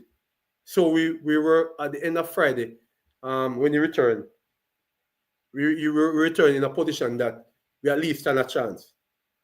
And he came back to the camp base, going through his losses and, revive the camp and say, listen, all right, because of what happened, we're not going down. And I tell you, Friday even the media person left Champ saying, listen, everyone maybe don't need to turn up tomorrow. It's all over. And we closed a 70 points gap and won the Champs. And yes, I was there. Yeah, and I think after that, Mr. also said, listen, there's no more I need to achieve to put, and and out of all of those stuff, and I think even some of the mental things that would have trauma we have gone through with the accident and people trying to say that we sacrifice people for all the hard work that we put in. I mean, at some point it was getting to me also, but I was able to deal with it. But I know with his hard work and commitment and even his personal money put into the program to get it to the level, and people were, playing it down to saying that, lives were being sacrificed for his success. And I know after that he decided that, listen, I think after 10, I should enough is enough. I should pass it on to others. So so that Champs, that is what really happened throughout the week. It was a week full of drama, and we were able to pull it off. And it was a big thing. As I said, I was there, and it was nobody was expecting that. Exactly. I tell you, that was not even me. We were there, and when you look at the amount of points that such school was leading by, I was like, oh, we cannot come back from this. But it was. But we went home and did the maths, turned it upside down, sideways. That's what championship is about. And we would have, plan our way, use our strategy to say, listen, it's possible, but this is the only way it's possible. And we plan our way and drove out, the build the vibe from the camp base, sent out the soldiers, and they delivered. They delivered. Championship, that is what championship is about, teamwork, the whole works. But your ranking since the pandemic, and you've just shared a little bit of it, 2021, you finished 4th with 160 Right. 160.5 points. Yeah, that was the champs. I started training in January. Right. 2022, you finished fourth again, 174 points. 2023, you finished third, 202 points. 2024, you finished fourth with 149 points. We are now in season 2025. Anything special this year? Well, first, I would say let's do some comparison. Yes. So, and I'm not going back far. So we're doing 2024 to 2025. Last year at Central Champs, we were at 200 points. This year, we were able to move over the 300 margin. So that's a lot of points to get in a season. So people might ask me, what's the difference? Well, for sure, support from the past students, the management team, namely Mr. Lai Dennis, the principal, Mr. Ijan Makolsky. We really sat down last year and look at it and say, listen, there's no way we're going deeper into the waters because I know it's harder to return, especially if you stay afloat. It's easier to get to the top from than go to the bottom and try to get up. So we sat down with a plan, and one of the plan was to improve the coaching staff, and we did that. That is paying dividends. Also, I couldn't move on without talking about our sponsor, which is Adidas. Nike would have, I would say, the people said they cut your contract or cut it. But for me, and I'm still kind of upset, because when 2020, we didn't receive any gears from them. And we were trying to reach out with calls, emails, went unanswered. And that was when we know that they were no longer supporting us. There's no official documentation to say that, listen, after 10 or 12 years, we're no longer interested in you, we're no longer helping you. It was just end without any notification, any documentation. And we were struggling. So with all the struggles, a lot of persons don't know. Struggling, don't have a gear sponsor. So thanks to Mr. Morris, will say again, so important this man is, who is affiliated with Adidas, and he know our plight. That is one of the reasons why I support GC Foster. If my students are interested to go there, I encourage them. I remember at point we were down to zero, in our gears room. I love the kit. Yes, spikes and all those stuff. Yeah, and GC Foster would have reached out to us and help us, to fill the gap. And then during COVID, after COVID, our team numbers went from almost close to 100 to in the 40s, in terms of the numbers. So where the athletes went? They just walk away from the sport, or they move on to other schools? Well, some, it's not a big number that move on to other schools, but for whatever reason, even when some return, they were like, who's that? They look different. I mean, overweight and the pandemic did that. Right. So because of the pandemic, we had a small number for the 2021 champs, 40, coming from close to 89 to the previous season. And with all of that, we said, listen, we can't continue because we don't want to be like some of the former champions who are further away from winning than closer to winning. So we'd have, put things in place, management team, put the resources in place, support principal, school, administration, and we put our plan together, and we put in some work and just getting us where we're at the moment. And I think the future is bright because so this plan that we're seeing now, this plan and this success that we're seeing, is it becoming a school culture, or is it the principal, or is it you, the coach? All right, I would say it's all three at this point in time. Okay, all three. Yeah, and support from all angles is better than support from nowhere. So I would say it's all three, and because the principal daughter is also on the team, so he's with the team. Right, all right, so is at training, come to chat me when he can. So Awesome. yeah, and we have a manager who is very supportive. He tries best to also be at training and Mhm. come to chat me.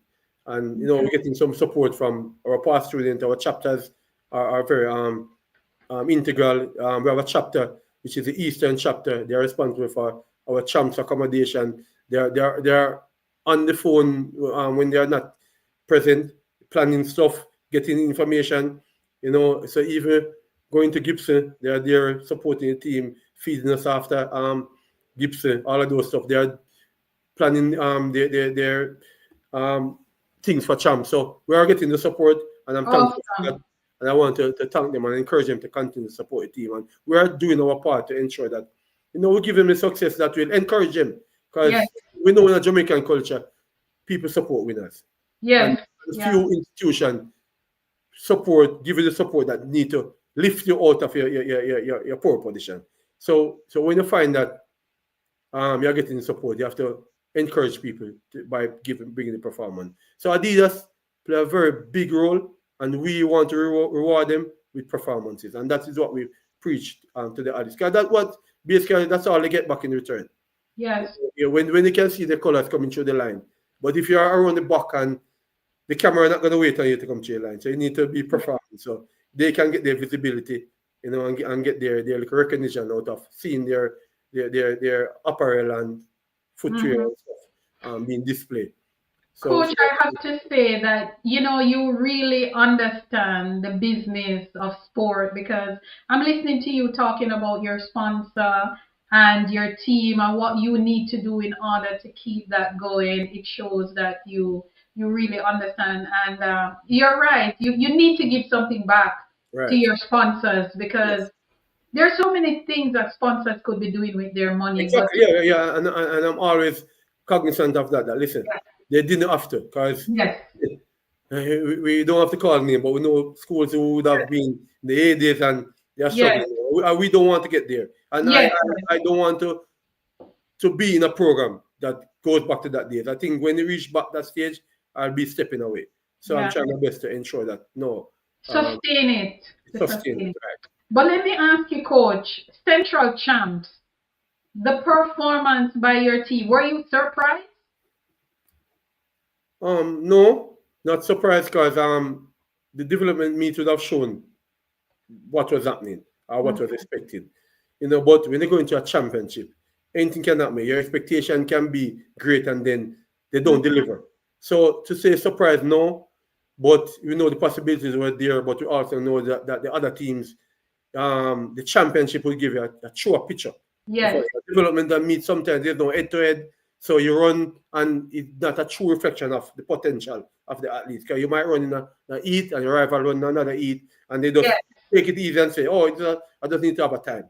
But when you go into a championship, where it's That's points is when at all stake, the big guns all turn the up. big ones, your head to head is competition, is two-person can compete. That's give you a truer picture. So we were just waiting to see the true measuring stick, the true test for the team to see how they will stand up over 2 days in a very Mhm. highly competitive competition. This is a chance before the champs. Yes. Yeah, literally, this is the champ before the champs. And I and agree, because I agree with you, because when you look at Central Jamaica controls girls champs. right. Yeah, the record is there. So when you have to Yes. compete at that high level, Hmm. it tells you that, all right, listen, if you're able to, not saying that I'm downplaying the other areas of the country Yes. or the other region, but Hmm.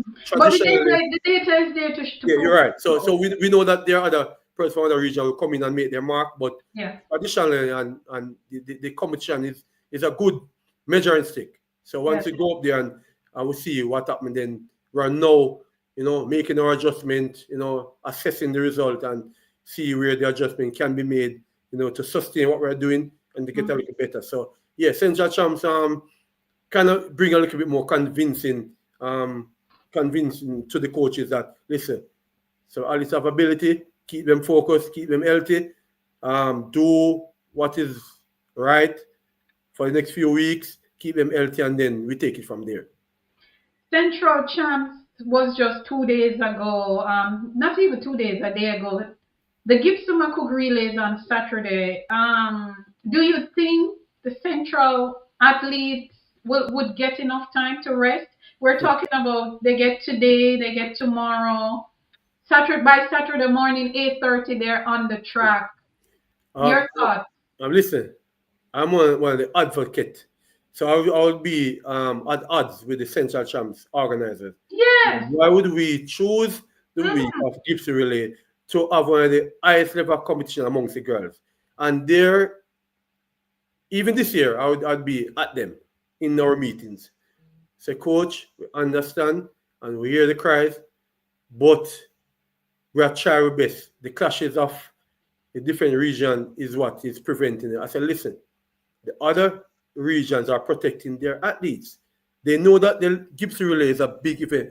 Why don't we try to do the same in Central region? And they give all the excuses. So I am saying to you that we'd have gone 2 days of a rough battle. Today, all I did was to allow the athletes to rest. Nothing. They just get a day to realize that, listen, the body needs time to recover, only to spin around into one of the more rigorous relay carnival. And they'll be running morning and evening, morning and afternoon. This is one of the only meet in the world that you do 2 rounds of a 4x4. Nowhere else. And rounds of for all the relays. So think about a champ before. So it's 3 days of high level. That's a lot though. When I saw it, I mean, I talk about it every day. I was like, why would you put the Central Champs in the same week of the Gibson Relay? So I've been advocating for the Central Champs organizers to do something about it. They promised me after this year, they'll try their best. And I tell me, listen, it's not about trying. We need to let it happen. The calendar is almost the same. Look at where you can put the meet and take it. Do not let it clash with Gibson. With the Gibson, yes. So that's something that we're advocating for, and I hope they'll finally listen because it's taking a toll. I mean, there are years that we have gone to Gibson so close to champs and somebody get hurt. Yeah. Which we want to prevent that. So not having those 2 high-level meetings the same week could be a good prevention strategy to not overcompete. Basically in a week, and you take a break, you basically just recover the body. And by tomorrow, you guys people will argue that champs is different, but champs is different. They space out the event, so you basically run today, tomorrow, whatever. But you don't basically have that repetition within competitive days. Yes, so it's a little bit different. It's over 5 days, so you have a little bit more spread. And by tomorrow, you guys will be traveling to Kingston, right? No, we wish we could have traveled on a Friday and stay, but we wake up early and head out Saturday morning. Oh my God! So coach, how they manage that to wake up so early, travel to Kingston, and wow, there's a lot of challenges. Not only the meet itself, but the traveling, the humid condition, the hours. It's 12 hours of competition. So you're there from early, wake up early, travel to Kingston. There, the humid condition, running rounds, it takes good management to maneuver the challenges. Wow, this is a lot, man. Yeah, so that is what will happen. So we have been through it for years, so we put things in place to try and navigate our way. Wow, team dynamics, building positive team culture, communication skill, leadership. Those things are very, very important in a team, on a team. Holmwood has set the fashion culture at Champs. I used to enjoy going to Champs, and when you sit in the grandstand and you look on the field and you see the hairstyle, you see the colors. I mean, I am going to assume that Anisha McCloughlin was the brains behind that. Correct me if I'm wrong. That's not an assumption. It's a confirmation. That is so. She was the pioneer of the hairstyle, and it was done by one of our teammates. It was our javelin thrower, Shanika Parks. Right? They both at the same boarding house at the time because we didn't have such an organized boarding capacity. We just had a house, and then the other persons would have board close by in the community. So Anisha would have created, well, Shanika would have created the hairstyle, but it was done on Anisha. And the rest is history. Yes, indeed. They come up with, and not only the hairstyle, but the colors. The colors, how they use the colors. And the maroon and gold was one of those Yes, colors that you can stay from afar and stand recognize. out. The Stand out. hairstyle, these athletes, as I say, culture, they know of it, they see it around the place, but I also want to bring it further to them that it's much more than just a fashion. The Yes, performance to come with it. yes. All right, so that's the one thing. Performances. Right. Yes, So that was what would have brought the attention from Jamaica. Not only looking indeed. pretty, but also the performances. So Indeed. You had people in Kingston that was yeah. cheering. And I want to tell you that I've been around, and the question, coach, they was go home with them, but we love home with them, and we win them all win again. And I Yeah. have to answer this question because you're in the position. So I say, listen, we're working on it, and we still have the coaches have the will, and they want it to happen. So it's not that we lose the winning culture and we just get complacent because we have been part of a championship for 10 years and we know what it feels like. I'm still hungry. Yes. I want to feel what it's like to lead a championship team. I've always been in the background in those. Yeah. So now we're still working on it, and I think we're getting closer than further based on what is happening now. That super team, these young athletes, do they know about Anisha McCloskey, Bobby Gay Wilkins, Anastasia Leroy, Salsia Slack, Anita Sutherland, and the list goes on and on. Genevieve Russell. Right. These young athletes, they know about these superstars? All right. So yes and no, because guess what? When I'm in meetings and I bring up names, do you no? So I say, listen, all right.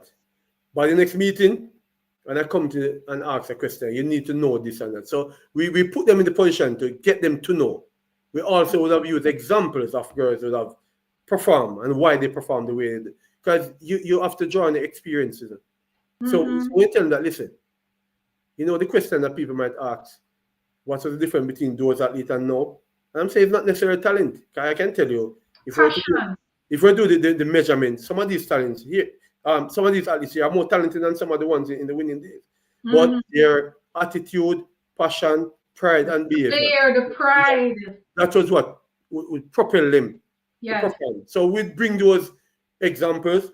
We try to tell them of how Anisha started and how she got to where she was, how Anastasia started, how she got to where she was, what she did, how she used to behave, what are the best practices of these athletes, and how they motivate themselves. And when you're going to a championship, they respond to coach's instruction and they know that they have a responsibility. Unlike some of these youngsters nowadays, they don't have that sense of responsibility. Yeah, their attention span is very short. And some of them are basically just, they're in the environment, but they don't know what they want to achieve out of what they're doing. Yeah. So you have to use the scholarship, and this person come from a poor background, you're able to help their family because of what they get out of what they're doing. So all use the success stories, coach. Use the success story, right? So basically get the information across. When you start to tell them, when that girl started, she was not running this time, but she left doing this because she did that. Yeah. So we have to use the experiences to share success. I totally agree with you. I mean, I want to ask you about some of the challenges that your program would face. I know it's not cheap to run a team when you talk about hydration, when you talk about nutrition, when you talk about transportation to get to and from, you talk about boarding. When you talk about all these things, coach, listen. How do you make it work? Well, sometimes when each season is finished, I say, how did the school manage to pull this off? Remember, all right, I'm thinking about, let us paint a picture in the Holmwood situation. Because not many schools are in the situation that we're in. So Holmwood currently, we're involved in the 4 major sports: cricket, netball, we're doing very well. Yes, track and field, male and female football. And all the time, these teams during the season are on the campus. The track and field is a little bit more unique because our athletes in our outer season, majority of them they live here because they're from outer parish. However, the other teams tend to camp during the season. But think about a family of 5 and food in Jamaica, utility for a family of 5. How difficult it is if you are not earning properly. And for a woman to be feeding like 150 person every week, every day, sometimes 3 meals. Wow. And I'm talking that's regular, not talking to the commission. We have to go out and order lunch. And so we're training September to December. Not going to any track meet because track season don't start. But you have to be feeding us. Nutrition, as you know, is very important. If a person get injured, the school fill the prescription because they take him to doctor and they get a prescription. The school take care of that. Transportation, they get him to wherever, to the hospital or whatever. We provide that. So it is very difficult, and you know why the boys' schools in Kingston do very well because of the support system. So in Holmwood, we're always reaching out for support because it's very difficult. Because I said, not many schools take on that many sports. Yeah, some schools, they focus on a particular sport and they put all the resources there. As we speak in the earlier part, have to be spread across. Because I mean, there are persons in the school with different talent in different areas. You have to give them a balance and give them an opportunity. So some school will just say, yeah, we're trying to win the Costa Cup and that's it. Homewood doesn't do that. We give our students. A matter of fact, I didn't even mention basketball. We started back our basketball program 3 years now, and they're training right through the year. You know, with limited resources because the resources have to stretch. Yeah, so, we have to give everybody a fair, fair chance. Very, very, very, very difficult. It's millions of dollars of money that it takes, but somehow we're able to maneuver. But for us to really get back to where it's going to take much more, because and I don't know if you know about even the recruiting stage. Yes, I heard about recruiting. I didn't even know that you need money to recruit. I listen to me. I'm telling you now, and nobody don't have to agree with me, but it's recruiting now. Yeah. It's not about the school. I can tell you, if no disrespect to Bustamante, but if Bustamante have the right offer, they can get maybe the best athlete that is available. It's not about parents don't think, say, oh, if I send them to X school, they're not going to do well. If I send them to X school, once I'm getting this, it doesn't matter if they go there and do well. You can get any. That's where it's at. No. Yes. The dynamics has changed in terms of recruiting. One time we used to just turn up and say we're from Holmwood, everybody, home arms. But Holmwood, boy, you don't want my daughter go there. No, it doesn't matter. Very competitive, yes. Any school you're from, once your offer is what, and sometimes the parents are thinking about their need and not necessarily their child. And that's where you have a problem. That is where you have a problem. Because listen, all right. So for example, just giving a recruiting scenario. You go to an area, okay, you know of the young lady or a male. Okay, even though our program is more female dominated, we do get males, although we don't really go forward. Our accommodation is not that consistent for them. All right, so you go to recruit a young lady, and you go there, say, parent, we're here to offer your daughter a scholarship to come to Holmwood. She can do academics and do her sport. So what is on the table?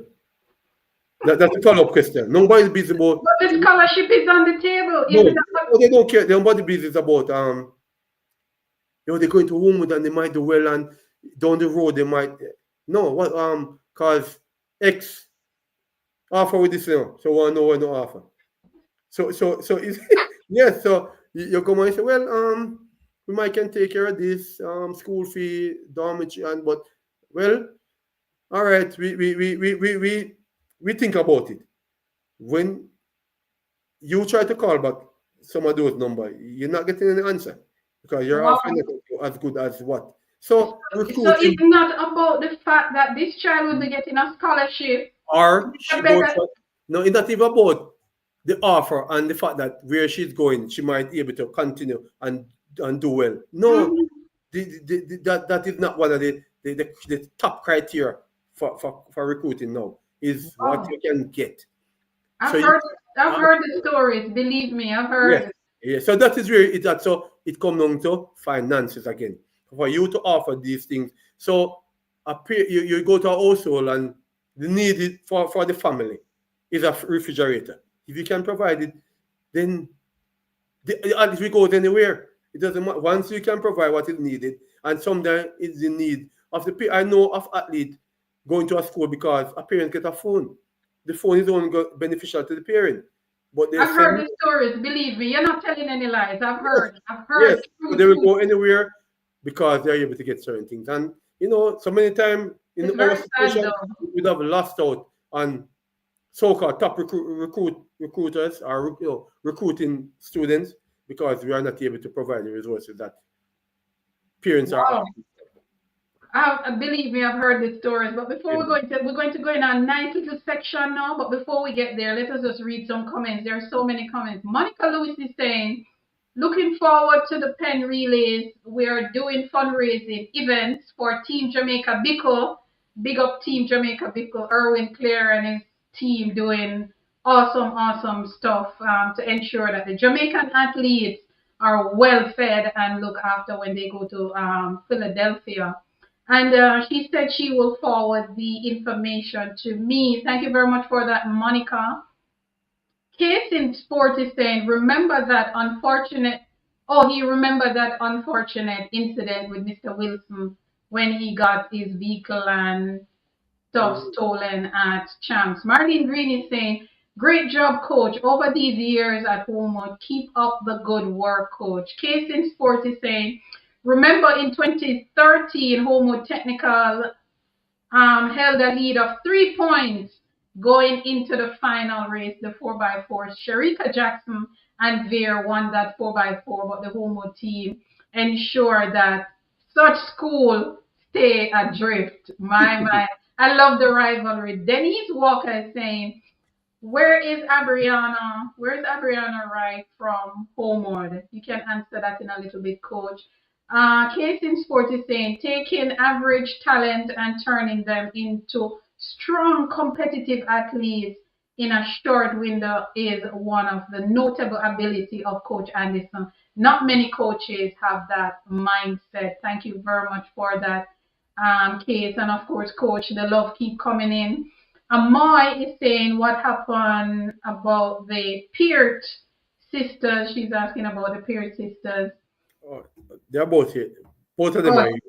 oh, they're still there. Okay, they're still there. There's so many comments on Casey Sports is saying it's unfair for the girls champs contenders if it was for the boys. Yeah, I agree. I just think it is, I mean, the organizer should have seen that the Gibson is 2 days after Central Champs, and I don't know. Dwayne Barrett is also saying, HP, before Coach go, I want to hear his all-time sprint and mile relay for Homewood.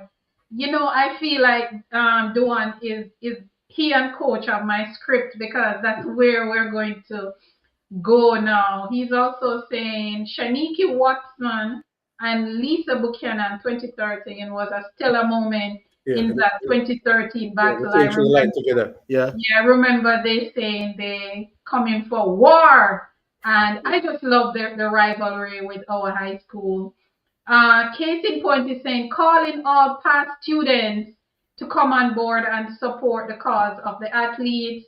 Every cent and support is critical, and this is why I like to do this kind of show during this time so that coaches can get an opportunity to call on their community for support, whether it is monetary support, whether it is boarding, whether it is food, whether it is blankets, whatever, because these athletes are going to be in camp in Kingston for at least what 6 days, coach Yes. for champs. So Yeah. they We don't. need Yeah. everything Yes, they yes. can get. They need toiletries, they need hydration, they need food, they need blankets, they need towels, they need everything, sanitary napkins and stuff for the girls.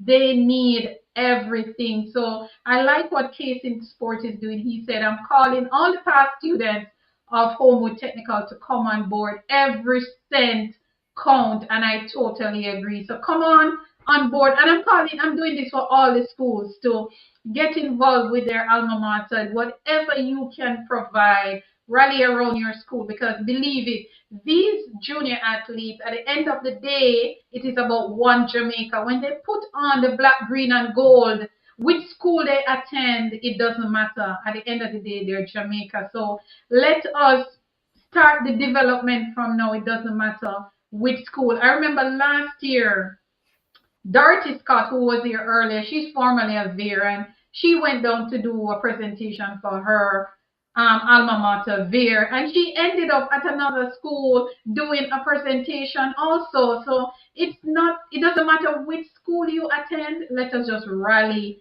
the support, whatever, the money, the toiletries, everything, guys. Let us do this for our athletes, because champs is in the air, and let me tell you, I've seen budgets and it's not cheap. It's not cheap. But coach, we're going to go into a nice little segment now before we wrap up. And this part, I call it educating fans and just some random questions. So my question to you, the false start or reaction time, just quickly tell me how you coach your athletes to, do you coach them to anticipate the gun, or do you coach them to listen? Definitely to listen. That's where the mistake will happen if they anticipate.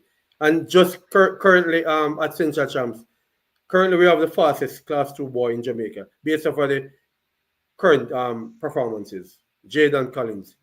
He ran 10:69, the leading time in Class 2. Central Championship, it doesn't have the highest level of boys competition. All he had to do was to just keep his head, run the race, and he would have been the double champion. Because he went on to win the 200.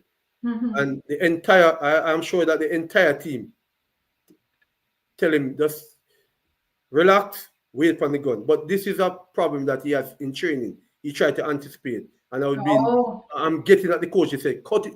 You have to get at him from in training because he's going to take it to competition. So the anticipation sets you up to make mistake. So it's definitely, and even during championship, these are one of the instructions. Please go to the start line, be calm, follow the instruction, do not anticipate, listen. So definitely listen.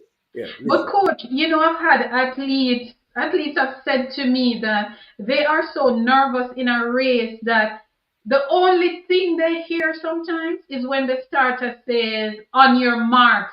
I've heard it. Sometimes they go blank after that. Yeah, I've heard it. And I can't put myself in their position because I've never been in that situation. So I listened to it and said, boy, yeah, but that's why it is important to get them in that scenario from in training. So that's why you train. So you get them into that scenario, simulate the competition. So you would be say, listen, stay calm, wait on the gun. So if they are blanking out from in training, they know to get out. So it has to happen from training, to get them through that mental processing of being calm and listen to instruction and hear the gun and go. But definitely listen. Indeed. I totally agree with you. I don't even need to ask you that question, but I'm going to ask you again. Which coach is your idol? Which coach you model? I don't even have to ask you. Well, if it's one, it's Morris Wilson, it'll be at the top, but I admire other coaches' work. Yes. You want to give me one or two of those names? Well, definitely Stephen Francis. The result is there. The performances is there. Well, I'll leave it at those two for now. Okay. I'm going to put you on the spot now. Who is your favorite coach? Is my favorite coach? Yes. Overall?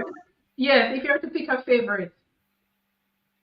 It has to be Morris Wilson. He's the one who would give you the opportunity to be talking to me right now. Yes, indeed. Yeah. And believe me, I am enjoying every minute of it. Who is your favorite track athlete and who is your favorite field athlete, Jamaican? Careful now. Gender doesn't matter, right? No, it doesn't matter. Well, it doesn't matter, no. Your favorite track athlete and your favorite... Current or past. It doesn't matter. It can be current, it can be past, it can be junior, it can be a senior. It doesn't matter. All right, so I'm gonna be sentimental. So I'm gonna keep it in the woman's family. Anisha McCuckin, my favorite Track athlete. female athlete, yeah, Yeah, and that's a good definitely pick. definitely Usain Bolt as the male. Yeah. So that's my And your field athletes oh, now? there was field, it was art field. I'm not too much in the field term, but Jamaica, uh, in terms of performance in the field, I'd have to give it to the currently the discus record holder. Um, Okay. At the senior oh, level. um, Roger Stoner. yes, yes, Roger all Stoner. right. Okay. I admire his resilience and coming to the fore and Yeah. getting that performance. So definitely, it's somebody I'm having an interest in his future performances. Indeed. I like this question. My next question, I like it very much. And the reason why I like it, even coaches get it wrong. So here goes, coach. How many laps are there in the 1500 meters? 3 3/4. Yeah, You know how many coaches get this wrong because they no, no, don't three think and three about quarter. it? Yeah, 3 3/4 is right. I've heard coaches say 3.5, but well, I know what they mean. right. When It's they not a half. Yeah, not half. Yeah, it's not a half. 3 3/4. Yeah, yeah. You got that right, coach. All right. Relay, and of course, Mhm. Casey Sport is calling for relay, but I'm calling for some relay setups from you. Relay is a big part of our track and field culture, Mhm. huge. Yes. So it is so big to the point that the Paris Olympic Games was the Yeah. first major championships in million of years. Jamaica did not win a medal in not one of the relays, and I was broken. So what I Right. want you to do, what I want to ask you, when you are putting a relay team together Mhm. from your relay pool, what do you look for in those four people that you're going to put to run a 4x1 relay or a 4x4 relay? All right. So let us address it 4 by 1. Yes. And for me, and I would have seen this, it's not necessarily the four fastest athletes is the best relay runners. Because there's compatibility. There's the most important thing is efficiently passing around the baton. So your four fastest girl might not necessarily getting it right. But in most If you cases, don't set them up right. right, in most cases, that's what the coaches look for. Because you're looking for how quickly can get the button to the finish line. So four fastest athlete, but also where which leg you put who. Because there's a thing about having one of your strongest one on the back stretch. Second leg.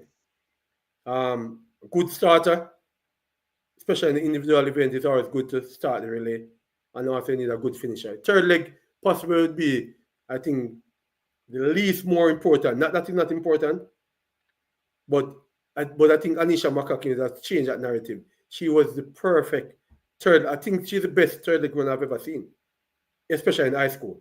In high school. Yep. Yes, definitely. I like how you say that, and we've had some real brilliant curve runners, Mhm. and Mhm. you mentioned Anisha McLaughlin, Yeah, and you definitely. are right. She was like a tornado on that curve as a schoolgirl. Yes, because many times even the second leg we're in problem, and from it reach Anisha, that's it. It's Yes, too short to that save her. Yeah, so that she'd have perfect yeah. that third leg. That third leg can win your relay if Right. you're behind, if you Yes. have the right person on Yeah, that man. curve. Do you remember 2012 Olympic Games that Jamaica was behind in the men's relay when Johan Yes, Blake, I can't forget that. when Johan Blake got that Yeah, baton, with he was running against pricing game. Tyson Gay. Pricing game, yeah. And when Johan got that baton, Yeah. Water believe you spotting, yes. me, I mean, Johan literally is like he grew 2 feet taller and just No, no, so walked yeah. over the curve. Yeah, so he was one of those animals on the third leg too, yeah. Yes, yes. Another very good curve runner that we have in relay is Aileen Bailey. Yeah, true. Aileen Bailey is another one. True. Brianna Liston is another Exactly. very, Yeah, true. Yeah, list contain, true. yes, and the list can go on. So, Right. coach, I'm going to put you on the spot now, because I want you, the mixed relay is coming to the party right now. I'm sure you know that the World Athletics is having talks about the mixed 4x1 sprint relay. I want you, I am giving you relay duties right now for Jamaica, and I want you to set up, based on our current athletes, a mixed 4x1 relay that will win. That will win, because remember, before you go, coach, think about it. Remember, this mixed team Yes. is going to go up against an American team with Shakari, maybe Gabby Thomas, Noah Lyles, and maybe Chris Coleman. Yeah. I think if I'm putting a US team together, that would be the 4. All right. Now, I want you to put together a Jamaican mixed team to defeat that team. All right. So, Sharika Jackson. Where would you put Sharika? All right. So, but the others, male, female, which other? So I think it's two. I'm not sure how they will set it up, but let us assume that they're going to go male. No, let's assume they're going to go female. No, male, female, male, female to anchor. All right. And if I'm setting up the US team, it would be Coleman.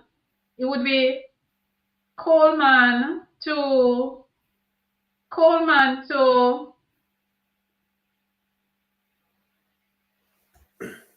wow. How are we going to go again? Male, female. Yeah. So very interesting. All right, so I will go with oblique civil lead off to Sharika, to Kishin, to to Clayton, Tina Clayton, anchor. No, but you so you go from female. So it's Coleman and oblique, Sharika, whichever female from America. Yeah, and then Kishin and whichever male, and then Tina Clayton. Which one is faster? Tia is the one. And Shakira, whichever, right? So 2 female, Clayton, Sharika, Kishin, and oblique. That's my. Interesting. So you would go from oblique to lead off. Oblique to lead off. To Sharika on the back. Yeah. And Kishin on the curve to Tia Clayton. Not a bad setup, but that team would be able to defeat America. I think that's the best option. All right, tell me your option. If I am setting up that mixed relay team, I would go from Akeem Blake. I would put Akeem Blake against Coleman, and I would put Elaine at the back, a fit Elaine. The back, I would put Elaine at the back with whomever America is putting around there. And I would put Brianna Liston on the curve and Kishane to finish. Yeah, that's a good team also. But I didn't mention Elaine because of her current, current form. But I said the key word, a fit Elaine. Yeah, of course, I would agree. Yeah. A fit Elaine, because the thing is, the reason why I couldn't put Shelly on the curve, Shelly is not a super curve runner. Because on the curve, you need somebody that can cut that curve as close to the line. You need a beast on the curve. Females were running curve. Okay, if females were anchoring, females are leading and anchoring, right? Yeah, leading and third. No, in this case, the female would. You're right. Because I was putting Elaine to Brianna Liston to Kishin, which is wrong. No. Yeah, wrong, right? Yeah, that's wrong. Yeah. The female is second and anchor. Yeah. Right. Yeah. So let's go again. So it would be Blake to Elaine to Kishin. To Liston. But the thing is that I've never really seen Kishin. Right. How is Kishin on the curve? Yeah, but anyway, even if it was a lead off, we'd have to navigate you would have to put him on a curve. Right. So unless with us females lead off and then both men run the second and fourth. That's the only. That's why I have to put Yeah, technical. Yeah, right. that's the So problem. if they're doing it like that, if the women leading, then I would put Brianna Liston to start, Mm-hmm. and I would give Kishane on the back, Mm-hmm. put Elaine on the curve. If she's on form, Yeah. if Elaine is not on form, who are we going to put on the third leg? Because you need a very good curve runner at the back, at the curve. Mm. Uh, but you said you We had need listen. somebody I to train match. you had listen. We need somebody to match Gabby Thomas. Because right Mm. now Gabby Thomas is a Yeah. super curve runner. True. She has mastered the True. True. art of the True. curve, and we cannot sleep on her. We just have to True. admit that she will get the baton and run past you on that curve, Yeah, man. True. depending on who you are. Right. So, but I like that setup, and I think we can have different variations Right. of setup and things. So my next thing to you now, from our current athletes without a trials, I needed to put together a women's 4x1 team and a men's 4x1 team. Mm. All right. So we do men first. Kishin, oblique. Who is running now? Check overseas. Which so Kishin, oblique. Akeem, Blake, and oh, in Akeem, Blake. So Kishin, oblique, Akeem.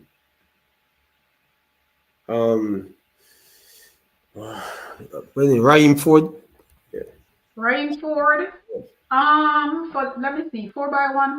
Who would I pick without a trials? Kishane Oblique,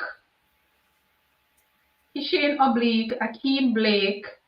Who would I give that fourth spot? Fourth part is you. If I'm starting with Akeem, I would put Kishane on the back. I put Kishane at the back, oblique to finish. Who would run that Third, super right, third right. leg? You see That's the what third that's what leg? I'm searching for. Yeah. Who That would is, run that third leg? no, Or but or maybe what we could do is go from go from Akeem Blake to from Akeem Blake to Kishane to um Oblique to DeAndre Daly. I was thinking about him, but when I was searching, I said maybe the anchor, the most consistent anchor we've seen in the last few years. So Yeah. carry the school, yeah, yeah, man. Yeah, I think It flashed DeAndre across my Daly could mind, manage flashed that across my job. mind while thinking, yeah, Yeah, I think DeAndre Daly could manage that job. Let's yeah, see yeah, what the sure, comments yeah. are saying. Right, you said without a trials, that's the Yeah, question. without a trials. Yeah. Hold on to the girls. Okay, Prince Kevon is saying, um, he's saying if we would not use Brian Level. I understand what he's saying about Brian Level, but we have to look at people's strength on the leg. It's not Mm-hmm. necessarily who will run the fastest, but it's how well you will Yeah, execute navigate, your yeah, leg. sure. I'm not a coach, but I know that it's how well you are able to Yeah, execute that leg that we give you. And that is why I'm placing people with where I know that we would get maximum out of them on that leg. Somebody saying Andrew Hudson. Maybe we put, I don't know, Andrew Hudson on the curve. Maybe we could try Andrew Hudson on the curve. sure. Yeah, because a good So tool if to we're meet. going with another team, it would be Akeem to Kishane to Andrew Hudson to Young Daly. So we're gonna leave off Oblique off the team. But Yeah, it seems I'm so. just trying to show you the different setups. Yeah, But the strength, we have to put people where we don't want somebody to just run, grab the button and true. casually run. Right, We true. need people to work that leg. Right, true. Right. We need people. I was watching the relays yesterday at the Central Champs, And when I look at our youngsters with the baton, it was unbelievable what those young people, those babies were doing True. in the relay. Yeah. When you look at them on the back stretch, when you look at them on the curve, there's a young man from St. Jago who ran the third leg for the class 3. Coach, Yeah, I yeah. don't know if you saw that relay, but They have been doing well all season. That's St. Geo class 3. awesome, awesome. Give me the ladies now. All right. So, Without a trials, a Brianna nice Liston. 4x1 team that will win, and you have to set them up, coach, because remember you're the head All right. coach now. All right. All right. Oh, that's right. All right. So, Clayton, which one? Tina or Tia? Or the Yeah, mix. Tia. So, Elaine, box stretch. Liston third, and Shelley anchor. Super team. Yeah. That's a super team. Yeah. Yeah. Tia, to Elaine, to Brianna Liston, to Shelley. Yeah. Super team. Yeah, And that's a I good one. like what you have done, especially with the third leg. I think Brianna Liston Yes. Yeah. would match Gabby on that Right. third. Yeah. So that would be my Yes, setup for that is a big money setup. yeah. I could see that lineup Yeah. winning the 4x1 because I mean, yeah, that's a fit Elaine would have done most of the work on the right. back. Whosoever they put around there, because for the last few seasons, TT Terry been running the back Exactly. Yeah. stretch, Yeah. and she's no slouch around there. True. But she and Elaine, she would have to match Elaine going to the curve. Right. And that Brianna Liston is very slippery on the curve. True. And giving that to Shelley, catch me if you can, Sakari. Exactly. Yeah. Yeah. That's a good lineup. All right, So- here's the next one. Yeah. Go ahead. Go ahead. I was saying that we could keep Sherika as the fifth person in case. Yeah, Sharika could be on that team. But Yeah. that setup that you just called Yes. is all ladies being fit. Yeah. I don't see why that team should lose. True. Yeah. Next question. If Champs is having a retired 4x1 relay team for women and a 4x1 team for women, so the top 8 schools, girls' schools, there would be included Jago, maybe Excelsior St. Mary, retired athletes. Who would be the 4 women on your retired 4x1 team for Holmwood? Remember now, coach, you're going to go up against Veer, you're going up against St. Jago, you're going up against Edwin Alley in Manchester, Excelsior St. Mary High. Okay. All right. So Anastasia Leroy, Anisha McLaughlin on the third leg. Sheila Calvert. Good pick. Calvert. So Calvert, Anastasia, Anisha McLaughlin. Nadine Palmer. I'm going Nadine. All right, so it would be Michelle Ariat and Nadine. Michelle is 11-3. All right, let me go back. So 1-4. Yes, 4 retired. Giving name are the order. Order and name. Remember now, coach, they're going up against Veer, retired athlete, St. Jago, St. Mary. No, all right. Tough. All right. So Anisha on the third leg. Second leg. Anastasia on the second leg. Calvert on the anchor. And Sashika Steele lead off. That's a good pickup. But let me ask you this question now, coach, because I've put some teams together. Do you think that team could defeat a very technical team with Ethelyn Tate to start, to Veronica Campbell Brown, to Aileen, to Merlene Otti? Listen this now. St. Mary High team would have a Nicole Mitchell, to Jackie Pusey, to Lily Hodges, to Doreen Small. I know you don't know some of those names, but coach. All right. Before you go any further, the only team I would. Well, you all gone too, but that St. Mary Who? team, I don't think could beat us. No, this St. Mary team, remember, I tell Yeah, you, this St. Mary team has Nicole Mitchell, yeah, no Nicole Mitchell. Yeah, Jackie Fusey, mm. Lilith Hodges, and Doreen Small. That's a dangerous team. That team could maybe defeat Veer Yeah, Technical but with I don't think based off PBs they are better than the Veer team definitely. the Veer team is dangerous, Yeah, but this team with St. Mary, now listen to St. Jago team. yeah. St. Jago team was a little tricky to pick, but I have Karen Stewart, Mhm, Peter Gay Dowdy, yeah. Melaine Walker, and Michelle Freeman.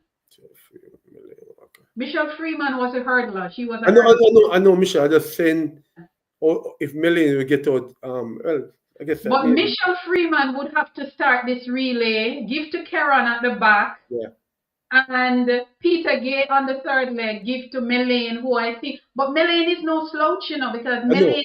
Melaine defeated Veronica at Champs with a broken hand in class 2.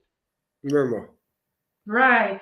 So that's another super team. Now we have Excelsior with Debbie Byfield, Kathy Rattray, yeah, well, that's right. and the company. And then we have Camperdown. So when you put all those teams together, I didn't even list a team for Edwin Allen because Edwin Allen don't have a lot of retired stars.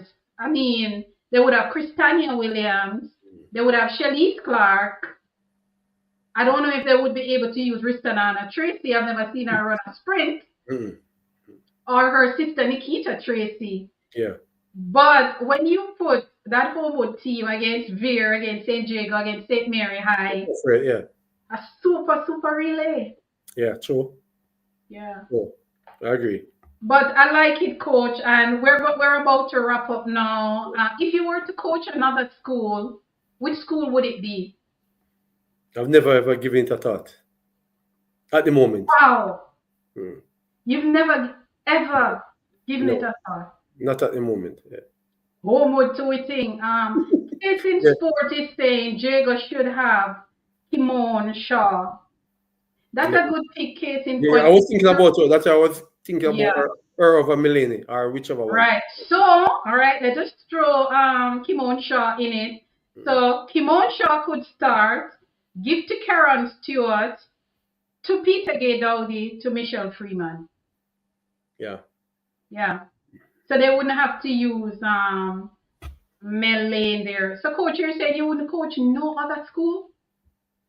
As I said, right now, as I'm sitting here, Never thought about it. I'm not giving it any thought at the moment. Yeah. Until I reach that bridge, I'll be able to cross it. Yes, I'll Yes. be interested in here. Indeed. Coach, before you wrap up, do you think sometime in the future you ever think about coaching pro athletes, seniors?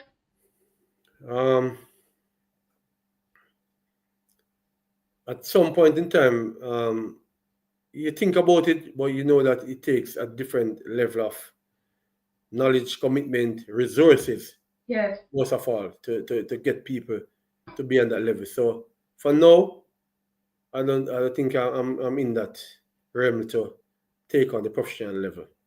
If you were to do it, which events would you focus on? I said definitely 400 meter. 400 meters. Yes. Your name came up in a discussion last year when I was looking at a proposal to do something with middle and long distance, and somebody Right. said to me, he's on the line, he said to me, why don't you reach out to Coach Anderson at Holmwood? So your name did come Okay. up. That was why I asked you that question. Well, I think people will be looking at my records over the years with the Holmwood team, and we are consistently doing well in the Middle, and I've been in charge even Yes. from Mr. Wilson days. So I guess they are looking at that. Yes, you your middle and long distance program really looking good. From the quarter milers all the way up, really looking good. But coach, just before we go, we're about to wrap up. Send some love to your team. You guys will be going in the stadium this weekend. You know, the energy. I'll be watching from way across the waters, Okay. but send some love to Holmwood Technical before we go.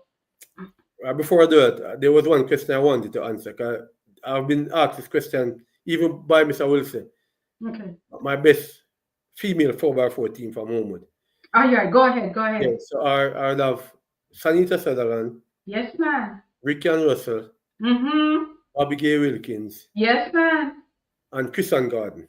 Woo! That would be my all-time What a 4x4. team. And 4x4. Anisha McLaughlin is not even on it yet. No, she'll be reserved. That's She'll be a reserved. super team. Yeah, so Who on the live remember what Bobby Gay Wilkins did her final year at Champ? we're in fourth. Listen. Yeah, Oh my. yeah, Listen, right. after a So I while, could have left her out. listen, after a while, the entire stadium was Yes, on. on This their was what feet. they were chanting. Go Bobby Gay. Go Bobby Gay. I mean, As a matter of fact, before we close, because I'm going to get to the last question, we were losing all season. And remember, our tradition, once we win champs, we win the 4x4. yeah. There was some panic in the camp. I remember Mr. Wilson called me out the stadium and said, come around here, come deal with the team. I can't deal with this girl. They're not giving me. And I went around there and I spoke to the girls and said, listen, we have a tradition to protect. We don't win champs already. We don't want to leave out here losing the last event. And we know that our third leg would be weak because she wasn't my first choice, but she gave me the best response. I had 3 persons to choose the third leg from. And when I asked the question, she was the only one who said, sir, I'm ready to go. The others were, I'll be doubtful. I said, all right, win, lose, or draw, going with you.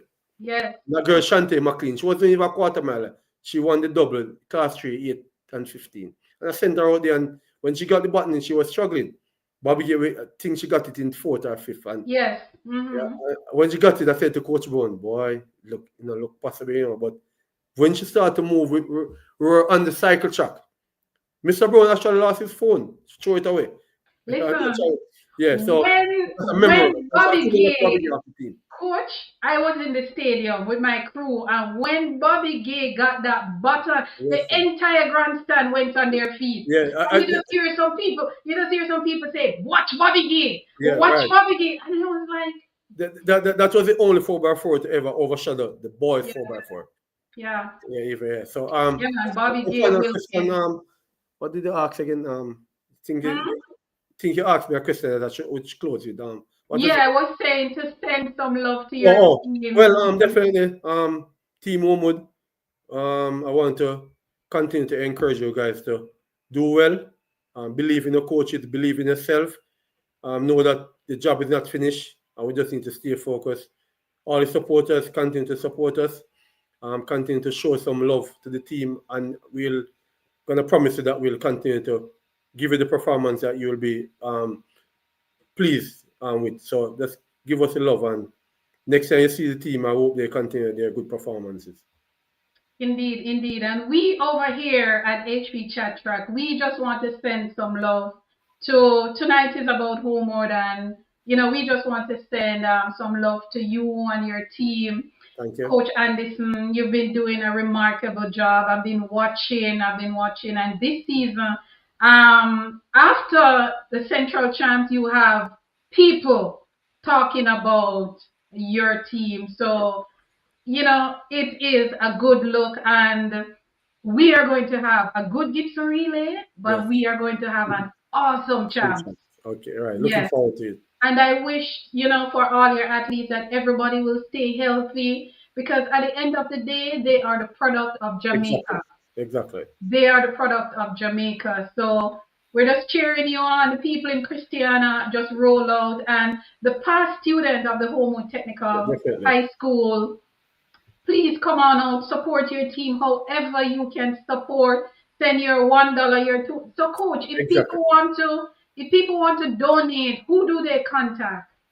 Well, all these things normally go through the schools. They can find some way to reach out to the school. Well, if they want to reach out to me, I'll always pass down relevant information. So, they can find some way to because we need all the help that is possible. Yeah, need all. Is there a phone number for the school that people can call to? And to be honest, They can look it up online. They'll they be can look it up and they can reach out to persons who are in touch with the team. with the team. Yes. Okay. Awesome. Showing Holmwood Technical some love. Let us just quickly read some more comments before we go. Somebody was saying, Case in Sport is saying, Bobby Gay Wilkins and Chrisan Gordon, Sanita Sutherland, best thing ever touchdown inside the stadium over 400. And yeah, they are actually some super talents. To be honest with you, I love watching them, and the 400 is becoming one of my favorite events. Right. I'm really a middle long distance kind of girl, but the Right. 400, I just love to see that one lap around the stadium and who can distribute and who distributes well, and who has the endurance and thing. Someone is saying Bobby Gay Wilkins of 2008, simple genius, indeed. Duan Barrett is saying looking forward to the 4x8. Why is Duan saying everything that I'm saying? And I did say, Coach, anything special in the 4x8? I'm looking forward to that 4x8 myself at Gibson. Well, we just want him to continue being consistent and know that each race take it as it merit, and we underrate no team, so we are prepared for whatever competition is there. I like that.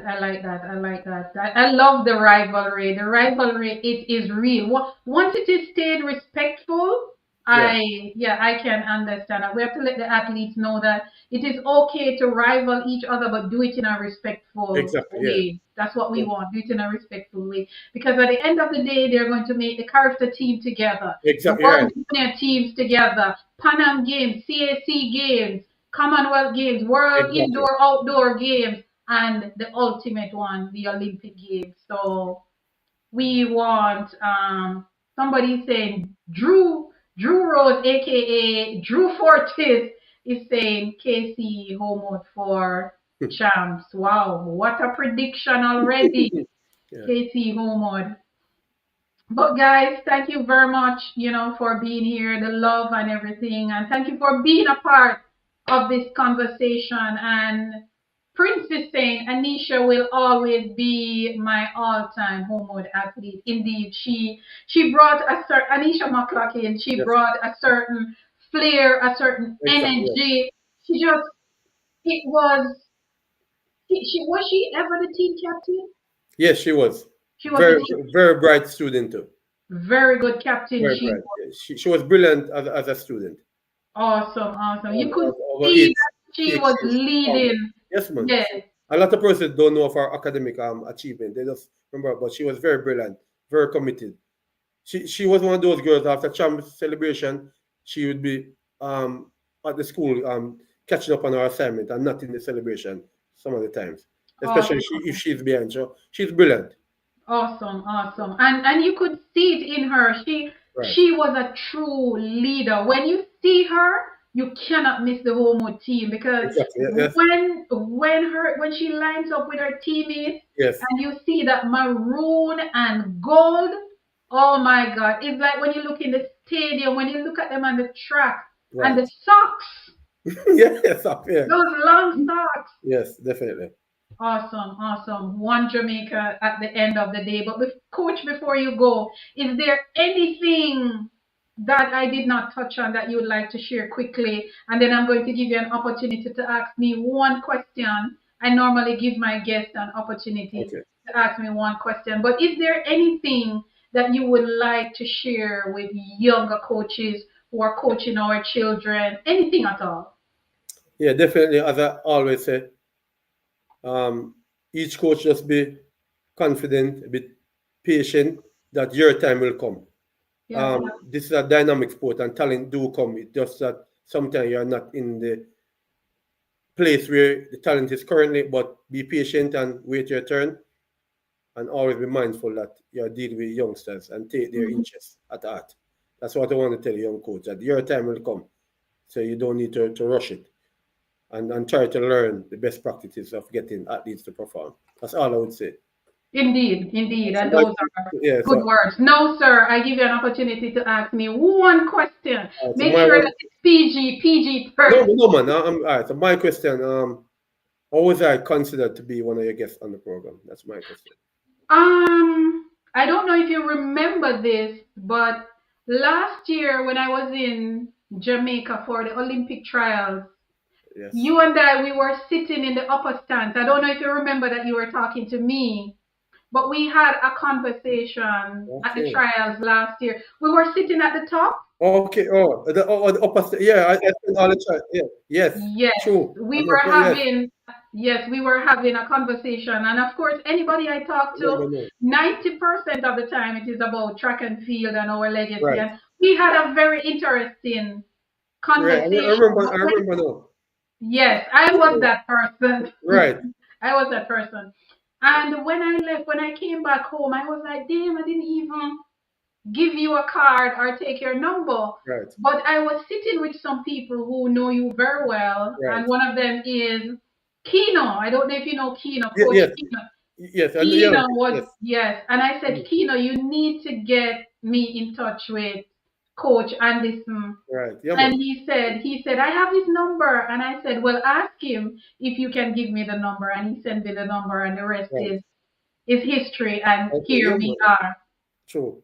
And another young man last year was telling me about you because I have a grassroots program in Jamaica for middle Right. and long distance, Right. but it's babies. And I was trying to find a middle long distance coach to Okay. take things to another level, to the Right. higher level, because Right.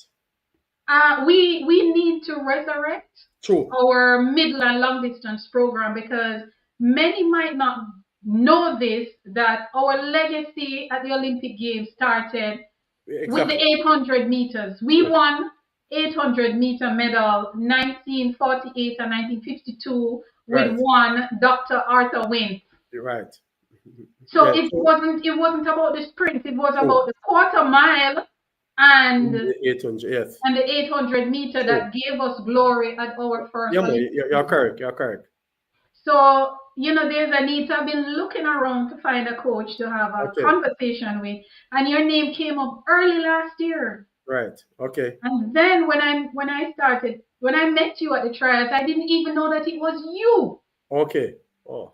But because when I meet people in track, I Yeah. just automatically start talking about the legacy, how we can Right. improve True. some of the things that we need to do. And then here we are tonight. True. It's And just get through.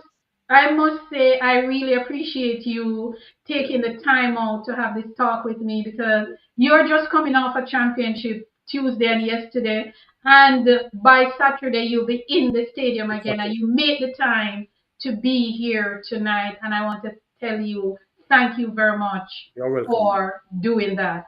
Yeah, man. You're welcome. Yes, sir. And with that said, I just give you 30 seconds to wrap up. Say your last piece and let us go. Well, I appreciate the platform because these are things that I don't do often.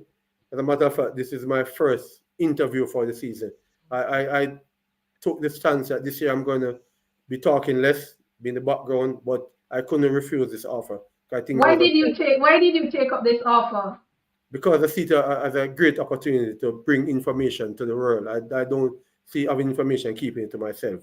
And I Yeah. think your platform would be a good platform to do that. And from you made the date, I didn't forget it any day. I was planning for it, and I noticed I didn't write down anything. I have all the information stored in my head.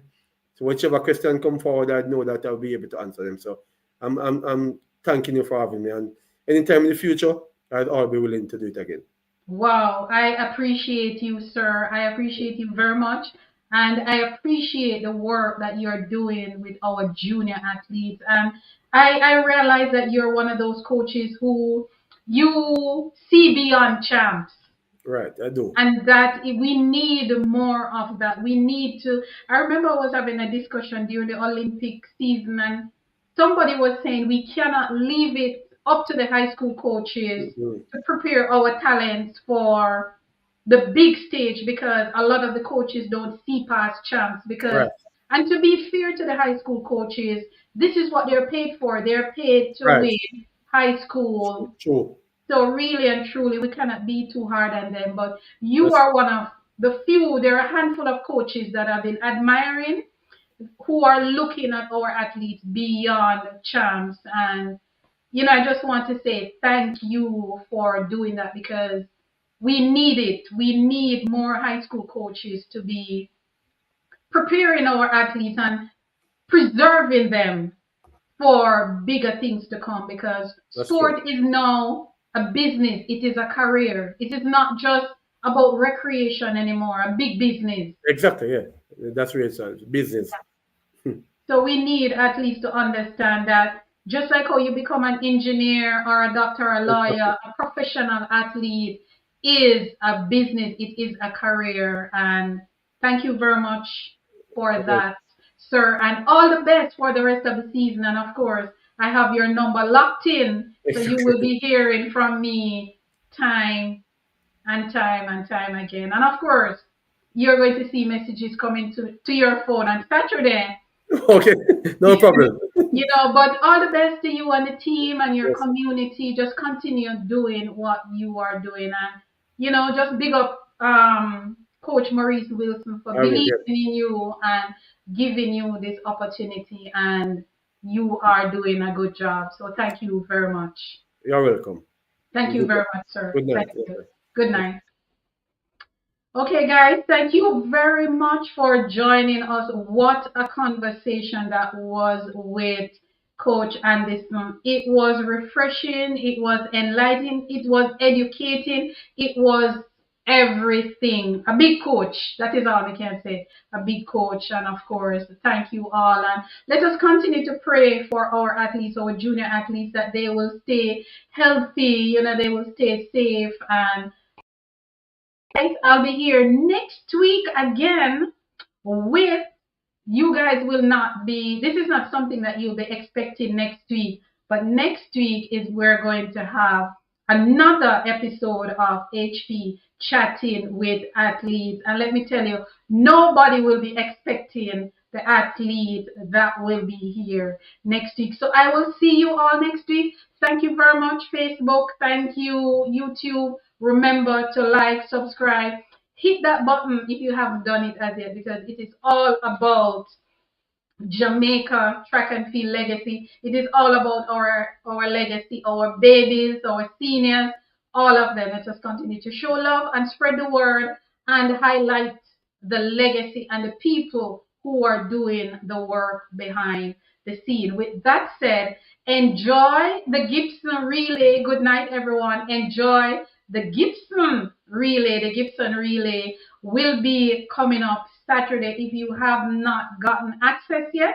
And if you're in Jamaica, please to go out and support the Gibson Relay. If you're not, support online, because guess what? I will be watching the mouth-watering performances from our athletes near and far. So let us support, and let us support all the teams in champs. And guys, if you know any coaches from any high school that want an opportunity to rally some support, talk a little bit about their team now that we're in the season of champs, just make the link and I will make it happen. So guys, I will catch you guys next week, same time, when we will have a surprise guest in this chair.